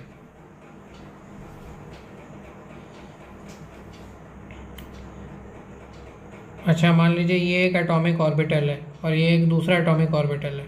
ठीक है, इस एटॉमिक ऑर्बिटल का जो वेव फंक्शन है वो है फाई वन और जो दूसरे एटॉमिक ऑर्बिटल का जो वेव फंक्शन है वो है फाई टू।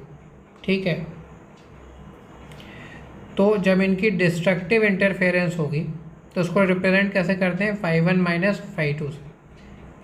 तो आपका बनता है anti bonding molecular orbital destructive interference से। ठीक है, तो ये जो एंटी बॉन्डिंग मॉलिकुलर ऑर्बिटल होती है इसकी एनर्जी ज़्यादा होती है। अच्छा, अगर इनकी हो गई कंस्ट्रक्टिव इंटरफेरेंस, अगर दो एटॉमिक ऑर्बिटल्स की कंस्ट्रक्टिव इंटरफेरेंस होती है तो उसको रिप्रेजेंट करने का क्या तरीका होता है, phi one plus phi two. ठीक है, तो इससे क्या बनता है, आपका बॉन्डिंग मॉलिकुलर ऑर्बिटल बनता है और इनकी क्या होती है, लो एनर्जी होती है।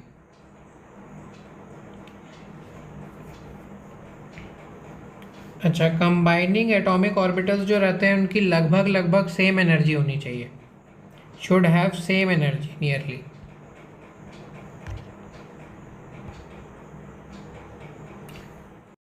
अब हम पढ़ेंगे सिग्मा मॉलिकुलर ऑर्बिटल के बारे में।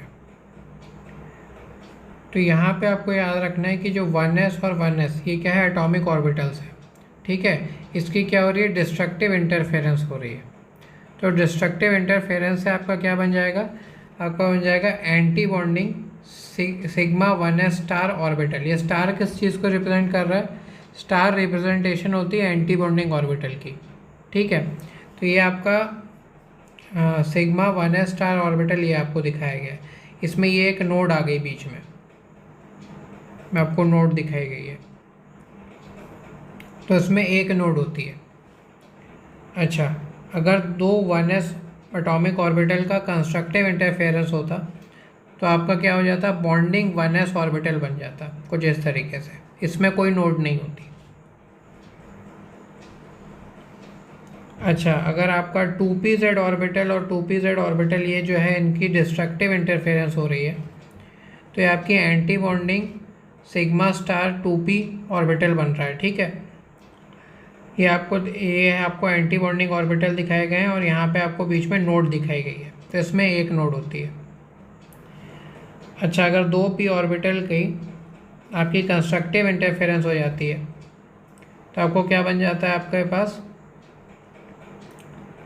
Bonding sigma 2p orbitals. ठीक है, कुछ इस तरीके से। इन सभी केस में आप देख रहे हैं कि हेड ऑन ओवरलैपिंग हो रही है, इसलिए आपके सिग्मा मॉलिकुलर ऑर्बिटल बन रहे हैं। और आपको ये भी याद रखना है, चाहे सिग्मा मॉलिकुलर ऑर्बिटल हो चाहे पाई मॉलिकुलर ऑर्बिटल हो, दोनों के ही केस में आपको नोड सिर्फ और सिर्फ एंटी बॉन्डिंग मॉलिकुलर ऑर्बिटल में ही दिखाई देती है। आपको एक नोट और ध्यान में रखना है कि nodes are present only in anti bonding molecular orbital. अब हम पढ़ेंगे पाई मॉलिकुलर ऑर्बिटल्स के बारे में। ठीक है, तो यहाँ पे जब आपके 2p ऑर्बिटल की लेटरल ओवरलैपिंग हो रही है और डिस्ट्रक्टिव इंटरफेरेंस हो रहा है तो आपका क्या बन जा रहा है, एंटी बॉन्डिंग मॉलिकुलर ऑर्बिटल बन रहा है आपका। ठीक है, पाई स्टार 2px ऑर्बिटल आपका बन रहा है ये, क्योंकि यहाँ पे 2px ऑर्बिटल क्योंकि कंबाइन हो रहे हैं इसलिए क्या बन जाएगा आपका पाई स्टार 2px ऑर्बिटल। और इसमें भी आपको एक नोड दिखाई गई है। अच्छा, अब जो है 2px ऑर्बिटल और 2px ऑर्बिटल की जब कंस्ट्रक्टिव इंटरफेरेंस हो रही है तो आपका क्या बन जाएगा, बॉन्डिंग मॉलिकुलर ऑर्बिटल बन जाएगा। ठीक है, क्या हो जाएगा, पाई 2px ऑर्बिटल बन रही है। ठीक है, तो ये आपको ध्यान में रखना है, इन स्ट्रक्चर्स को आपको ध्यान अच्छा, अब हम पढ़ेंगे writing the electronic configuration of molecular orbital.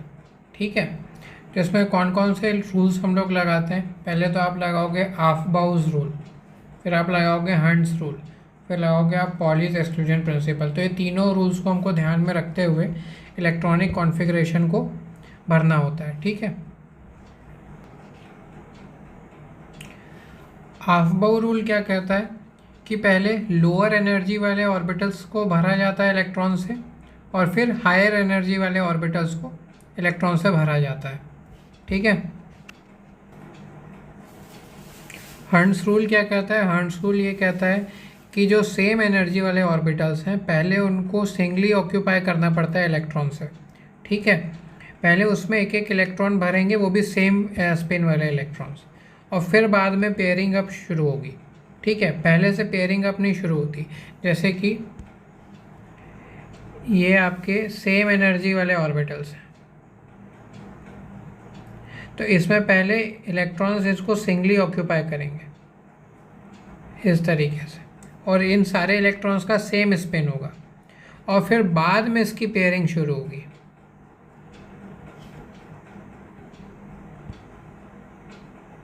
Pauli's exclusion principle क्या कहता है कि एक ऑर्बिटल में सिर्फ 2 इलेक्ट्रॉन एग्जिस्ट कर सकते हैं, और उन दोनों इलेक्ट्रॉन का स्पिन अपोजिट होना चाहिए। ये कहता है पॉलीज एक्सक्लूजन प्रिंसिपल। तो इन्हीं रूल्स के अकॉर्डिंग हमको अब इलेक्ट्रॉनिक कॉन्फ़िगरेशन लिखना सीखना है अलग अलग कंपाउंड्स का। अब हम पहला केस डिस्कस करते हैं। जब आपके कंपाउंड में लेस देन या फिर इक्वल टू 14 इलेक्ट्रॉन्स हो, या फिर जो पेरेंट मॉलिक्यूल है, पेरेंट मॉलिक्यूल का मतलब आपको हम बाद में समझाएंगे, जो पेरेंट मॉलिक्यूल है उसमें आपका लेस देन या इक्वल टू 14 इलेक्ट्रॉन्स है। ठीक है, तो ये बेसिकली ये रेडिकल्स का केस होता है। ठीक है, इसको हम बाद में एक्सप्लेन करेंगे आपको एक एग्जांपल के थ्रू। अच्छा, इसमें आपको ऑर्डर ऑफ फिलिंग क्या ध्यान में रखना होता है? पहले आपका सिग्मा 1s भरा जाता है इलेक्ट्रॉन से, फिर सिग्मा स्टार 1s भरा जाता है। मतलब पहले आप बॉन्डिंग ऑर्बिटल भरेंगे और फिर आप एंटी बॉन्डिंग ऑर्बिटल भरेंगे।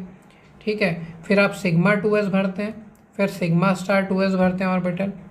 ठीक है, फिर पाई 2px और पाई 2py इन दोनों की एनर्जी बराबर होती है, तो पहले आप पाई 2px में एक इलेक्ट्रॉन भरेंगे, फिर आप पाई 2py में एक आप इलेक्ट्रॉन भरेंगे, फिर आप पेयरिंग शुरू कराएंगे। ठीक है, फिर जो तीसरा इलेक्ट्रॉन आएगा फिर से आप पाई 2px में भरेंगे, और फिर जो चौथा इलेक्ट्रॉन आएगा फिर से आप पाई 2py में भरेंगे।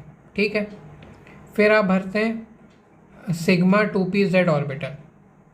ठीक है, और फिर आप भरेंगे पाई स्टार 2px और पाई स्टार 2py ऑर्बिटल। तो इसका भी केस ऐसा रहता है कि इन दोनों की एनर्जी सेम है। ठीक है, तो पहले आप इसको सिंगली ऑक्यूपाई कराएंगे इलेक्ट्रॉन से, और फिर बाद में उन इलेक्ट्रॉन्स की पेयरिंग कराना शुरू करेंगे।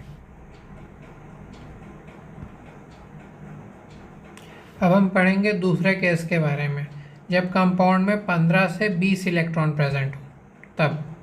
ठीक है, तो इसमें क्या होता है ऑर्डर? इसमें होता है आप पहले सिग्मा 1s भरते हैं, फिर आप सिग्मा स्टार 1s भरते हैं, फिर इसमें आप सिग्मा 2s और फिर सिग्मा स्टार 2s भरते हैं, फिर इसमें सिग्मा 2pz भरा जाता है। ठीक है, तो आपको डिफरेंस समझ में आ रहा होगा पहले केस में दूसरे केस में। फिर आप इसमें भरते हैं पाई 2px पाई 2py, फिर आप भरते हैं पाई स्टार 2px और पाई स्टार 2py, फिर आप भरते हैं सिग्मा स्टार 2pz। ठीक है, अब हम जान लेते हैं बॉन्ड ऑर्डर के बारे में। बॉन्ड ऑर्डर क्या होता है? बॉन्ड ऑर्डर होता है number of electrons in bonding molecular orbital minus number of electrons in anti bonding molecular orbital by 2। ठीक है, ये आपको ध्यान में रखना है। बॉन्ड ऑर्डर क्या हो गया? Number of electron in bonding molecular orbital minus number of electron in anti bonding molecular orbital by 2। ठीक है, तो अब हम इलेक्ट्रॉनिक कॉन्फ़िगरेशन कैसे लिखते हैं इसके एग्जांपल्स के बारे में देखेंगे, और बॉन्ड ऑर्डर उनका निकाल के देखेंगे। ठीक है, अच्छा, पहला क्वेश्चन हम देखते हैं electronic configuration of C2 and it's bond order. ठीक है, तो नंबर ऑफ इलेक्ट्रॉन्स क्या हो जाएंगे आपके C2 में? कार्बन का क्या एटॉमिक नंबर होता है? कार्बन का एटॉमिक नंबर होता है 6। तो 6 + 6 आपके पास 12 इलेक्ट्रॉन्स हो गए आपके C2 मॉलिक्यूल में। ठीक है, तो इसका इलेक्ट्रॉनिक कॉन्फ़िगरेशन को कुछ इस तरीके से भरते हैं, सिग्मा 1s2, फिर सिग्मा स्टार 1s2, फिर sigma 2s2, sigma star 2s2, फिर हम भरेंगे पाई 2px2, पाई 2py2। ठीक है, तो इसमें आप कैसे भरते हैं इलेक्ट्रॉन, इसमें पहले आप पाई 2px में एक इलेक्ट्रॉन भरेंगे, फिर दूसरा इलेक्ट्रॉन आप भरेंगे पाई 2py में, फिर तीसरा इलेक्ट्रॉन इसमें जाएगा पाई 2px में, और फिर चौथा इलेक्ट्रॉन किस में जाएगा, पाई 2py में। ठीक है, तो ये समझना इंपॉर्टेंट है कि इलेक्ट्रॉन कैसे आप फिल करते हैं। ठीक है, तो अब हम निकालते हैं बॉन्ड ऑर्डर। ठीक है, वो क्या हो जाता है, number of electron in bonding molecular orbital minus number of electron in anti bonding molecular orbital by 2। ठीक है, तो बॉन्डिंग में कितने, 2 + 2 + 2 + 2 6 माइनस 2 + 2 4। ठीक है, बाय 2, तो आपका क्या आ जाएगा, बॉन्ड ऑर्डर इसका 1 आ जाएगा। ठीक है, अब हम दूसरा क्वेश्चन देखते हैं, electronic configuration of O2 and it's bond order. तो इसमें टोटल नंबर ऑफ इलेक्ट्रॉन कितने आ जाएंगे, 16। ठीक है, तो ये कौन सा केस हो गया आपका, 15 इलेक्ट्रॉन से 20 इलेक्ट्रॉन वाला केस आ गया। तो इसमें ऑर्डर थोड़ा चेंज होता है। ठीक है, इसमें सिग्मा 2pz जो है आपके पाई 2px और पाई 2py के आगे आ जाता है।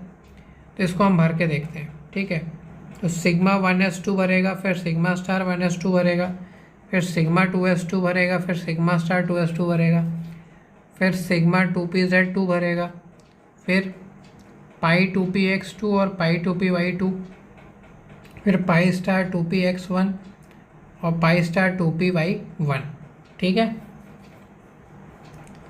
अच्छा, इसमें बॉन्ड ऑर्डर आप कैसे निकालेंगे, तो बॉन्ड ऑर्डर में number of electron in bonding molecular orbital कितना हो जाएगा, 2 + 2 + 2 + 2 + 2। ठीक है, 10 माइनस 2 + 2 + 1 + 1। ठीक है, 6 बाय 2, तो क्या हो जाएगा, 4 बाय 2। क्या आ गया आपका बॉन्ड ऑर्डर, इसका बॉन्ड ऑर्डर आ गया इसका 2। ठीक है,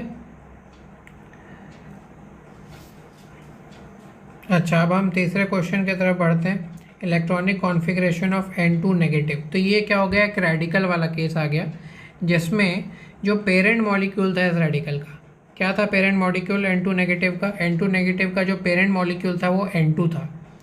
तो इसके पास कितने इलेक्ट्रॉन थे, इसके पास थे आपके 14 इलेक्ट्रॉन्स। तो अब हमको ये फर्स्ट केस को ध्यान में रखते हुए इसका इलेक्ट्रॉनिक कॉन्फ़िगरेशन भरना है।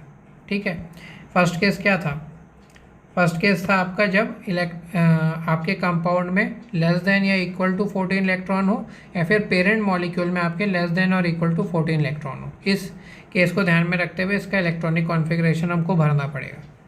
इसका इलेक्ट्रॉनिक कॉन्फ़िगरेशन हम कैसे भरते हैं, sigma 1s2, sigma star 1s2, sigma 2s2, sigma star 2s2, पाई 2px2, पाई 2py2। ठीक है, फिर सिग्मा 2pz2। तो अब इसका क्या होगा, बॉन्ड ऑर्डर हम कैसे निकालते हैं, देख लीजिए, बॉन्डिंग ऑर्बिटल्स में कितने इलेक्ट्रॉन है, 2 + 2 + 2 + 2 + 2, ये हो जाएगा 10। और जो आपके एंटी बॉन्डिंग में कितने, 2 + 2 4 बाय 2, तो कितना आ गया आपका बॉन्ड ऑर्डर, इसका आ गया 3। तो इस तरीके से हम लोग निकालते हैं। हम लोग एक और क्वेश्चन देखेंगे अब, find the electronic configuration of H2। ठीक है, तो इसका सॉल्यूशन अब हम ध्यान से देखते हैं। तो इसमें टोटल इलेक्ट्रॉन कितने हो गए H2 में, H2 में टोटल इलेक्ट्रॉन आ गए आपके 1 + 1 2 इलेक्ट्रॉन्स आ गए। H का एटॉमिक नंबर क्या होता है, 1 होता है ना, तो यहाँ 2 मॉलिक्यूल हैं, 2 एटम्स हैं, तो कितने हो जाएंगे, 1 + 1 = 2 इलेक्ट्रॉन। इसकी इलेक्ट्रॉनिक कॉन्फ़िगरेशन कैसे लिखते हैं आप, सिग्मा 1s2 और सिग्मा स्टार 1s0 ही होगा। ठीक है, क्योंकि हम लोग को हमेशा ही बॉन्डिंग ऑर्बिटल पहले भरना पड़ेगा एंटी बॉन्डिंग से। क्योंकि क्यों ऐसा हम लोग करते हैं, क्योंकि यहाँ पे हम लोग आफ्बाउ प्रिंसिपल को ध्यान में रख रहे हैं। हमने क्या पढ़ा था कि जो एंटी बॉन्डिंग ऑर्बिटल रहता है उसकी एनर्जी हमेशा ही बॉन्डिंग ऑर्बिटल से ज़्यादा होती है। इसलिए क्या होगा, पहले आपका बॉन्डिंग ऑर्बिटल भरेगा 2 इलेक्ट्रॉन, फिर बाद में आपके सिग्मा स्टार 1s में आपके इलेक्ट्रॉन जाएंगे। ठीक है, तो बॉन्ड ऑर्डर अब क्या आ जाएगा इसका, बॉन्ड ऑर्डर हो जाएगा 2 - 0/2, तो बॉन्ड ऑर्डर क्या हो गया इसका, 1 हो गया। ठीक है, अच्छा अब हम बॉन्ड ऑर्डर से आप क्या क्या चीज़ चेक कर सकते हैं उसके बारे में हम पढ़ेंगे। ठीक है, तो बॉन्ड ऑर्डर से आप स्टेबिलिटी कोई भी कंपाउंड की चेक कर सकते हैं, क्योंकि bond order is directly proportional to the stability of the compound. अगर कोई भी कंपाउंड का बॉन्ड ऑर्डर आपका 0 हो जाता है तो वो मॉलिक्यूल एग्जिस्ट ही नहीं करता है। ठीक है, अच्छा, if the bond orders of 2 molecules are same then the molecule with less number of electrons in anti-bonding orbital is more stable। ये भी आपको ध्यान में रखना है, अगर 2 कंपाउंड्स के बॉन्ड ऑर्डर आपको सेम मिल जाते हैं तो उस केस में वो वाले कंपाउंड में जिसमें एंटी बॉन्डिंग ऑर्बिटल में कम इलेक्ट्रॉन होते हैं वो ज़्यादा स्टेबल होता है। ठीक है, और फोर्थ पॉइंट भी हम डिस्कस कर दें कि जो बॉन्ड ऑर्डर होता है it is inversely proportional to the bond length, तो ये आपको ध्यान में रखना है। अच्छा, अब हम बिना इलेक्ट्रॉनिक कॉन्फ़िगरेशन लिखे हम बॉन्ड ऑर्डर कैसे कैलकुलेट कर सकते हैं, तो उसकी भी एक ट्रिक है।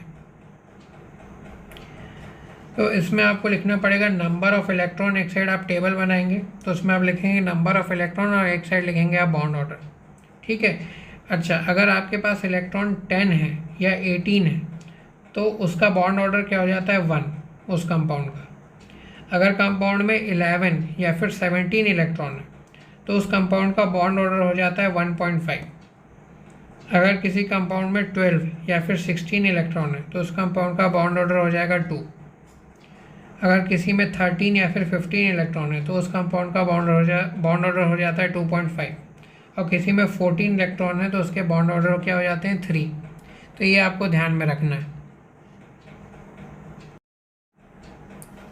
अब हम पढ़ेंगे मैग्नेटिक नेचर के बारे में। ठीक है, मैग्नेटिक नेचर ऑफ कंपाउंड्स।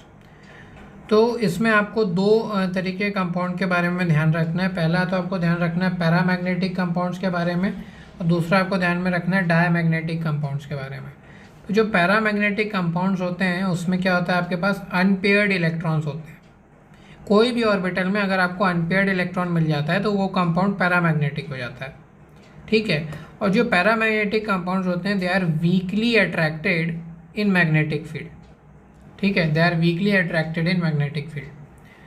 अच्छा, दूसरे तरह के कंपाउंड के बारे में पढ़ेंगे, डायामैग्नेटिक। तो डायामैग्नेटिक कंपाउंड्स में क्या होता है, पेयर्ड इलेक्ट्रॉन्स होते हैं। ठीक है, पेयर्ड इलेक्ट्रॉन्स होते हैं। और इसमें क्या होता है, ये जो डायामैग्नेटिक कंपाउंड्स होते हैं they are weakly repelled in magnetic field. Magnetic field में वीकली रिपेल हो जाते हैं। अच्छा, तो एक हम ट्रिक के बारे में बात करते हैं जिससे आप पैरामैग्नेटिक या डायमैग्नेटिक जो कंपाउंड्स हैं उनको बिना इलेक्ट्रॉनिक कॉन्फ़िगरेशन लिखे भी आप समझ सकते हैं। ठीक है, तो when the sum of all electrons is even in a compound, तो वो क्या हो जाता है, डायमैग्नेटिक कंपाउंड हो जाता है। और when the sum of all electrons is odd in a compound, तो क्या हो जाता है, वो कंपाउंड पैरामैग्नेटिक हो जाता है। अब इसका कुछ एक्सेप्शन है। इसका ये एक्सेप्शन है जब इलेक्ट्रॉन का सम 10 होता है, जैसे कि B2 का अगर हम केस देख लें तो उसमें इलेक्ट्रॉन सम होता है 10। और अगर हम O2 का केस देख लें तो इसमें इलेक्ट्रॉन्स का सम होता है 16। और जब हम S2 देख लें इसमें जो इलेक्ट्रॉन्स का जो सम होता है 32। तो इसमें तो जो इलेक्ट्रॉन का सम है वो इवन आ रहा है, पर ये कंपाउंड क्या हो जाते हैं, कंपाउंड हो जाते हैं पैरामैग्नेटिक। अच्छा, अब हम एक नोट ध्यान में रखेंगे कि when number of lone pairs and sigma bonds are same in 2 compounds, मतलब 2 कंपाउंड में लोन पेयर का नंबर भी सेम है और सिग्मा बॉन्ड्स भी सेम है, तो क्या होगा, देन दीज कंपाउंड्स आर आइसोस्ट्रक्चरल। ठीक है, ये कंपाउंड का स्ट्रक्चर सेम होगा। जैसे कि अब हम एक क्वेश्चन करेंगे इससे related, which of the following is isostructural, XeF2 and IF2 negative, या फिर PCl5 and ICl5 negative, ICl5। ठीक है, तो हम पहला चेक करते हैं XeF2 और IF2 नेगेटिव में।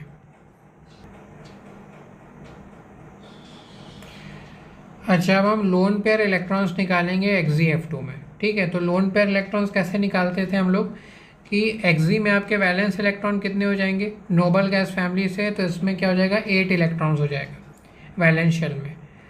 और ये फ्लोरीन के साथ अपने कितने इलेक्ट्रॉन शेयर कर लेता है, 2 इलेक्ट्रॉन शेयर कर लेता है, तो माइनस हो जाएगा 2। तो लोन पेयर इलेक्ट्रॉन कितने बचे Xg के पास, Xg के पास 6 बचे। लोन पेयर्स कितने बचे Xg के पास, लोन पेयर्स हो जाएंगे 3। ठीक है, जेनॉन के पास आपके पास 3 वैलेंस इलेक्ट्रॉन बच जाएंगे। अच्छा, नंबर ऑफ सिग्मा बॉन्ड्स कितने आ जाएंगे आपके पास, number of sigma bond is equal to number of peripheral atom.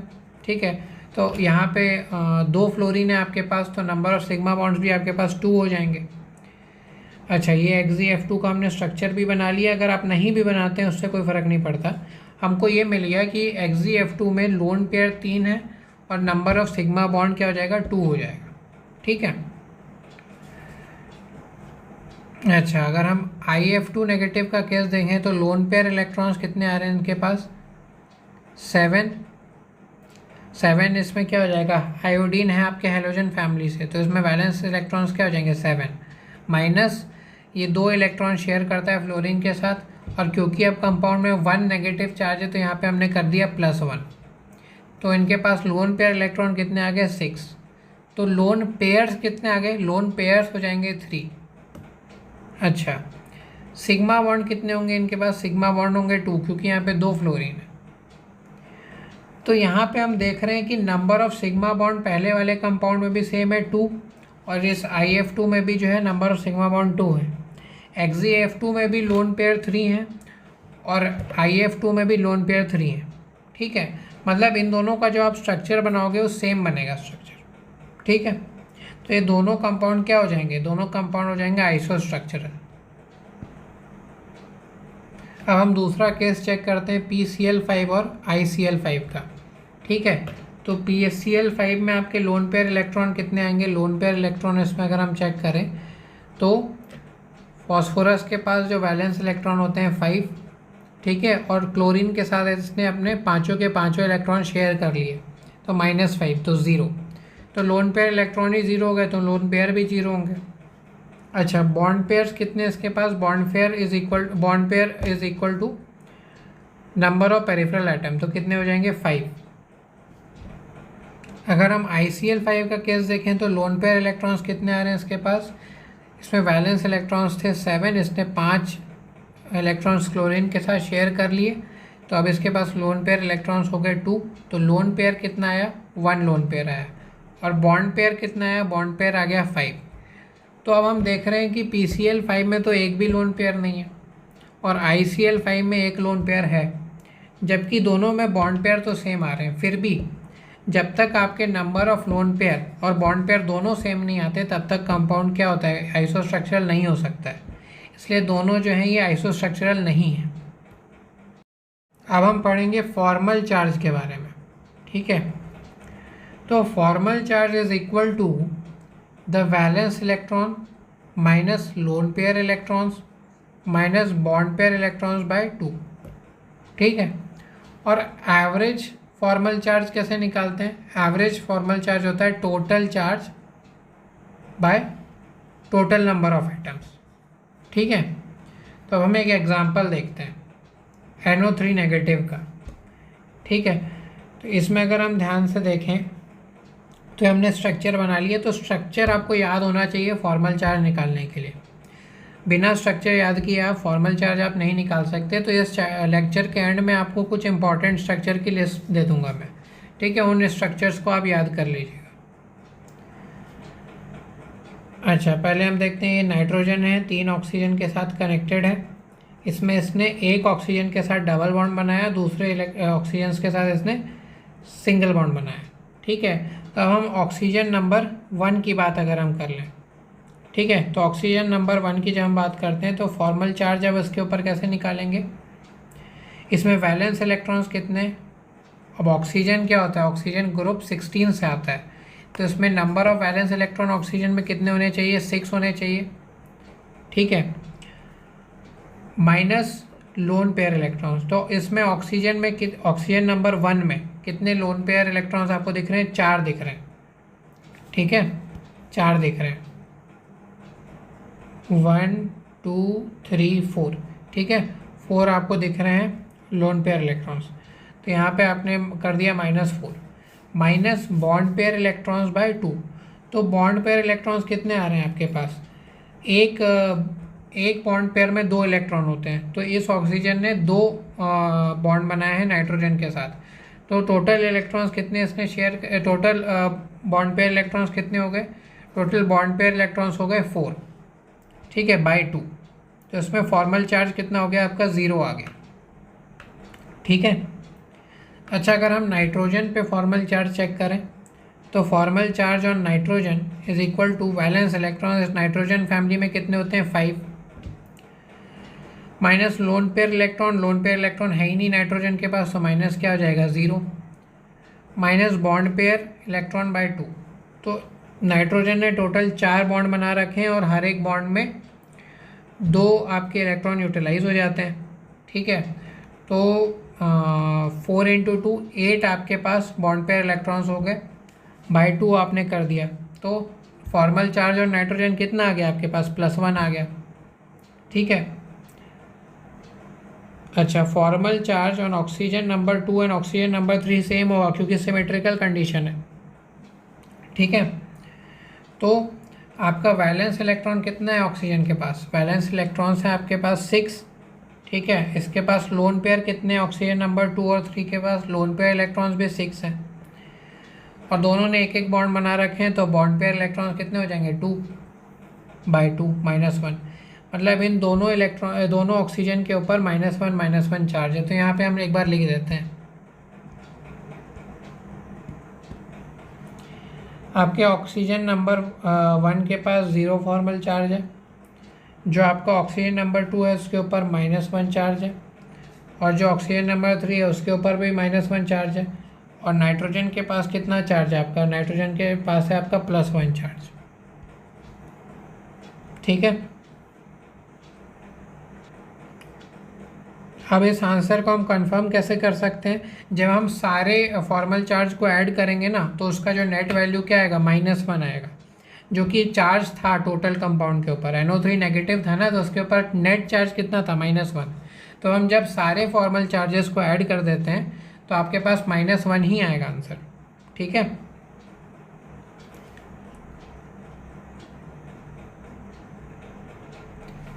अब हम पढ़ेंगे हाइड्रोजन बॉन्डिंग के बारे में। ठीक है, तो हाइड्रोजन बॉन्डिंग होने के लिए आपके पास 2 रिक्वायरमेंट होती है। कौन सी 2 रिक्वायरमेंट्स होती हैं? कि जो भी मॉलिक्यूल है उसमें आपका जो हाइड्रोजन एटम होता है, it should be attach to N या फिर O या फिर F। ठीक है, अगर इन तीनों में से किसी से भी बॉन्डेड है तो उस मॉलिक्यूल में हाइड्रोजन बॉन्डिंग होने की संभावना होती है। ठीक है, दूसरा जो भी आपका मॉलिक्यूल है उसमें लोन पेयर होने चाहिए ऑन N O या फिर F। ठीक है, इन तीनों में से कोई पे भी लोन पेयर अगर प्रेजेंट है आपके मॉलिक्यूल में तो उसमें भी हाइड्रोजन बॉन्डिंग हो सकती है। ठीक है, दूसरा जो मोर इलेक्ट्रोनेगेटिव एटम होता है, it should be attach to H। ठीक है, तो ज़्यादा इलेक्ट्रोनेगेटिव एटम अगर H से अटैच है तो उतना ज़्यादा स्ट्रॉन्ग आपकी H बॉन्डिंग होती है। ठीक है, जितना इलेक्ट्रोनेगेटिव एटम आपका हाइड्रोजन से अटैच होता है उतना ही स्ट्रॉन्ग आपका H बॉन्डिंग होती है। ठीक है, ये मैंने आपको एग्जाम्पल दिखाया हुआ है हाइड्रोजन बॉन्डिंग का। ठीक है, इसमें हाइड्रोजन अटैच्ड है फ्लोरीन से। ठीक है, और ये एक फ्लोरीन और हाइड्रोजन के बीच में ये जो डॉटेड लाइन से मैंने दिखाया, डॉटेड रेड लाइन से, क्या है? आपकी H बॉन्डिंग है। ठीक है, it is sort of attraction between fluorine and hydrogen. ठीक है, तो ये जो हाइड्रोजन बॉन्डिंग है, it is basically a type of van der Waals force. इसके बारे में आप स्टेट ऑफ मैटर में डिटेल में पढ़ते हैं, यहाँ तो बस इंट्रोडक्टरी आपको मैंने समझा दिया। हाइड्रोजन बॉन्डिंग से एज सच बहुत ज़्यादा क्वेश्चन नहीं पूछे जाते। नेक्स्ट टॉपिक है आपका लैटिस एनर्जी। ठीक है, तो कोई भी कंपाउंड की जो लैटिस एनर्जी होती है, it is directly proportional to the charge on ions. ठीक है, and lattice energy is also inversely proportional to size of ions. तो जो इसमें जो चार्ज फैक्टर है वो लैटिस एनर्जी में ज़्यादा कंट्रीब्यूट करता है, ठीक है, ज़्यादा डोमिनेटिंग है। तो इसका हम एग्जांपल देखते हैं। Na2O, MgO और Al2O3 में आपको बेसिकली ऑर्डर बताना है आपका लैटिस एनर्जी का, ठीक है। तो यहाँ पे हम लोग देख रहे हैं एनायन सेम है और एनायन के ऊपर चार्ज भी सेम है, O2 नेगेटिव है, ठीक है। तो हम लोग एनायन के फैक्टर को हम लोग अभी नेगलेक्ट कर सकते हैं, हम सिर्फ कैटायन पे ध्यान देंगे। तो हमको मालूम है कि क्योंकि चार्ज फैक्टर साइज फैक्टर से ज़्यादा मैटर करता है, तो हम लोग डायरेक्टली यहाँ पे चार्ज फैक्टर को ही कंसिडर कर रहे हैं। तो यहाँ पे सोडियम के पास +1 चार्ज है, मैग्नीशियम के पास +2 चार्ज है और Al के पास +3 चार्ज है। तो लैटिस एनर्जी Al2O3 की मैक्सिमम हो जाएगी, MgO की इंटरमीडिएट होगी और Na2O की सबसे कम होगी, ठीक है। अब ये कुछ इम्पॉर्टेंट स्ट्रक्चर है जो कि आपको याद होने चाहिए, तो मैंने लिख दिया है, इसको आप ध्यान से देख लीजिएगा। इसमें ऑड इलेक्ट्रॉन स्पीशीज़ भी होती है NO2, इसको आप ध्यान में रखिएगा, ठीक है। तो ये जो भी स्ट्रक्चर्स हैं ये आपको फॉर्मल चार्ज निकालने में बहुत हेल्पफुल रहेंगे, तो इनको आप ढंग से याद कर लीजिएगा, ठीक है। इसमें तो समझाने वाला कुछ है नहीं। अगर आपको ये लेक्चर पसंद आया तो प्लीज़ लाइक एंड सब्सक्राइब, ठीक है। और आपसे हम मिलते हैं अब अगले लेक्चर में।